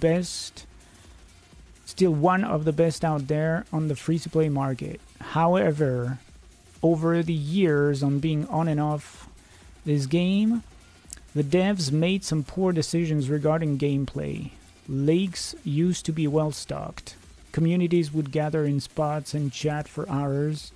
but after a few updates, people noticed that they wasn't catching much at all, if anything. Specifically, 2 lakes that had specific famous spots, communities of players would gather to catch and have fun chatting away. This all stopped once the devs completely slammed the spawn finding rates of the fish and without any explanation. This alone killed off a vast majority of the community they had growing, and without any addresses at all on why and if they would revert these changes to catch rates. People just stopped playing.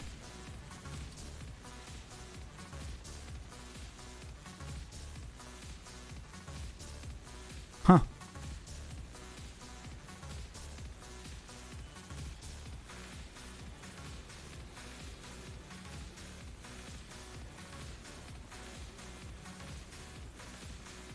I mean, the games you find on Steam, I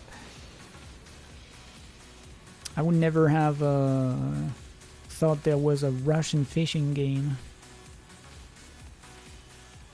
Something about a Chinese hacker.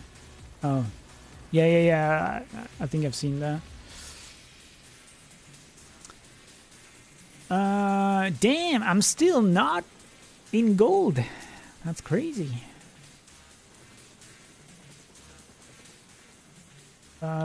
So yeah, what is up with these shenanigans? You need to be in a crew to compete in this event. There are 7 people registered in this. Oh yeah, it's locked actually. Wow. Okay. Yeah. So compete against other players and try to reach the best position in events. Well, let's see if we can find something for that, I guess.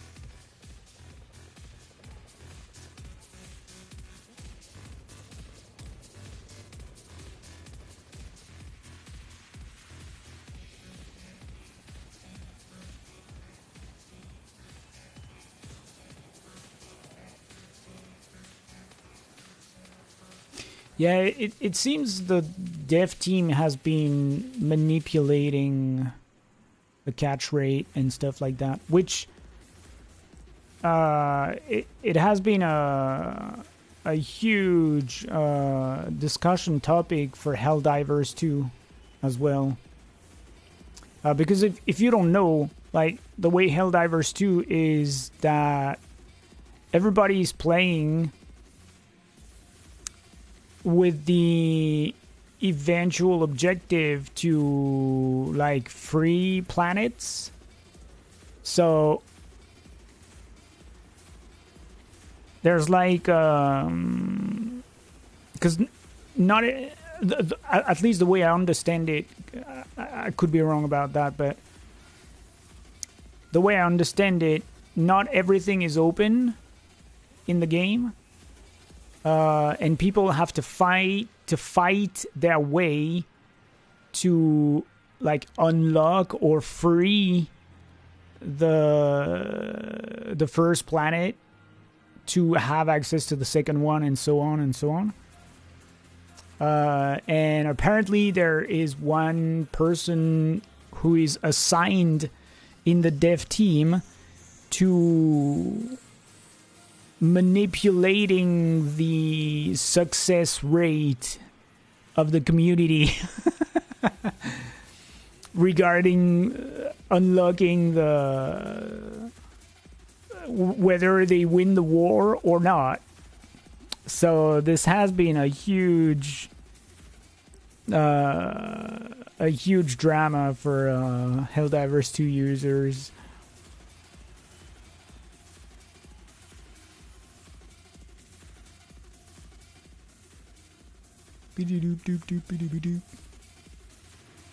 Oh, wait, no one has been ranked for this? Okay, well, my chances of finding someone are probably very slim.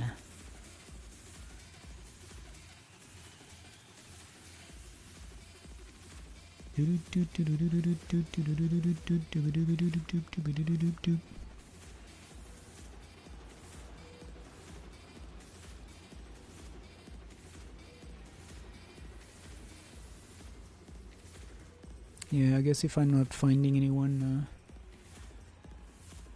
that's gonna do it for today. I mean, yeah. I'm supposed to be doing shorter streams, and I've been streaming for 7 hours.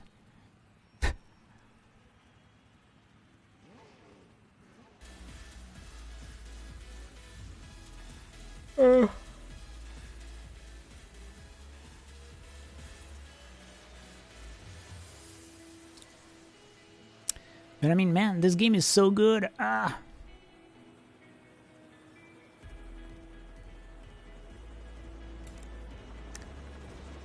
Alright, alright, alright.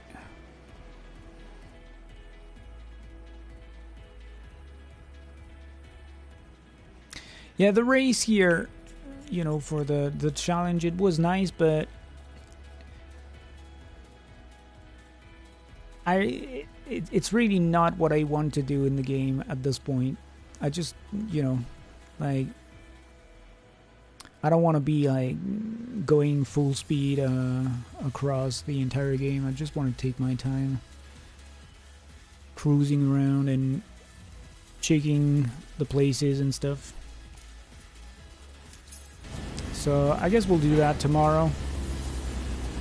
Just cruise around for a few hours, enjoying the vistas, enjoying the nature and stuff.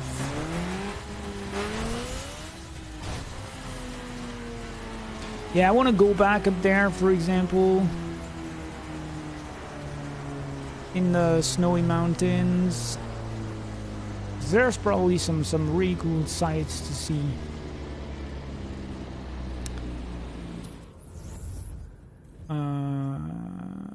Yeah, also everything that is gray on the map, I guess. This is the sign of places I haven't been, if I'm not mistaken. So, like, especially here, there's a huge area where I haven't been.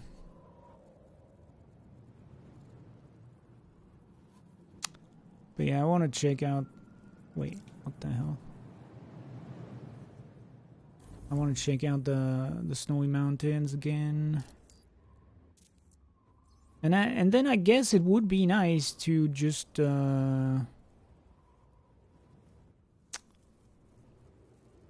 like do a, you know, a trip around the coast at some point. Like I said, maybe for the final day, this would be cool to do that. I'll have to think about it. What we do for the final day. Because yeah, it's also going to depend on what we do, you know, between tomorrow and the 31st. But yeah, I guess we'll get back and check the vistas tomorrow.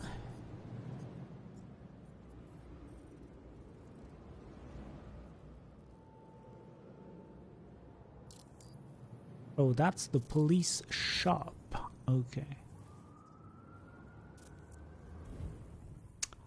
All right.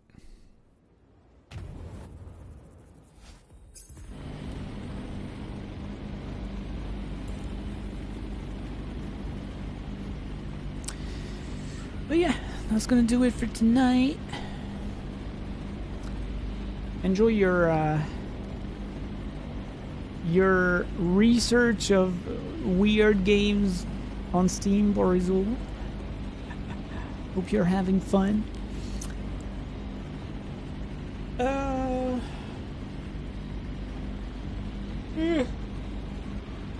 Yeah, it looks like my sleep schedule is gonna rotate around the Rotate around the hole. Wait, what? No, rotate around the clock. What the hell?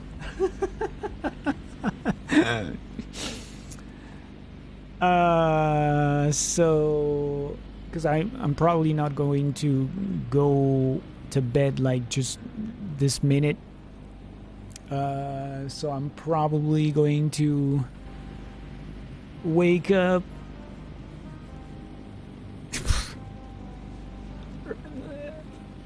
early evening because I'm like completely upside down at this point.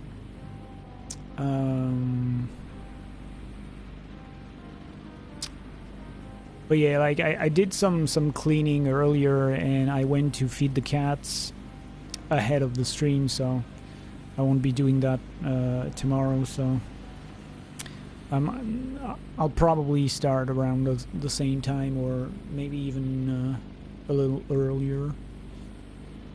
But yeah, you're in a rabbit hole at the moment. I can easily imagine that. I can easily imagine that. Never even heard of some of those top 50 most played games. Yeah, I'm sure. I mean, is there a way to even see how many games are being sold on Steam?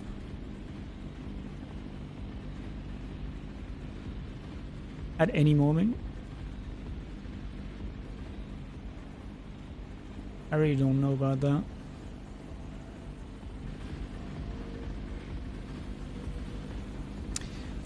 I've never really.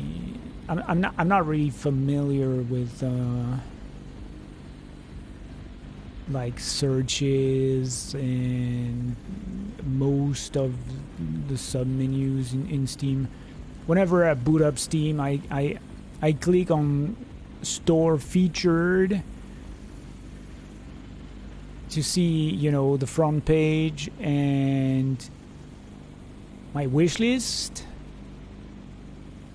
and then, well, my library of games, and that's pretty much it. So everything else, every other tab, I'm pretty unfamiliar with. I know how to search by categories. Well, I don't really search by categories, but I know how to check out categories I want to check out. But yeah, that's pretty much it. When it comes to stats and like communities and stuff, I really have no clue what I'm doing on Steam.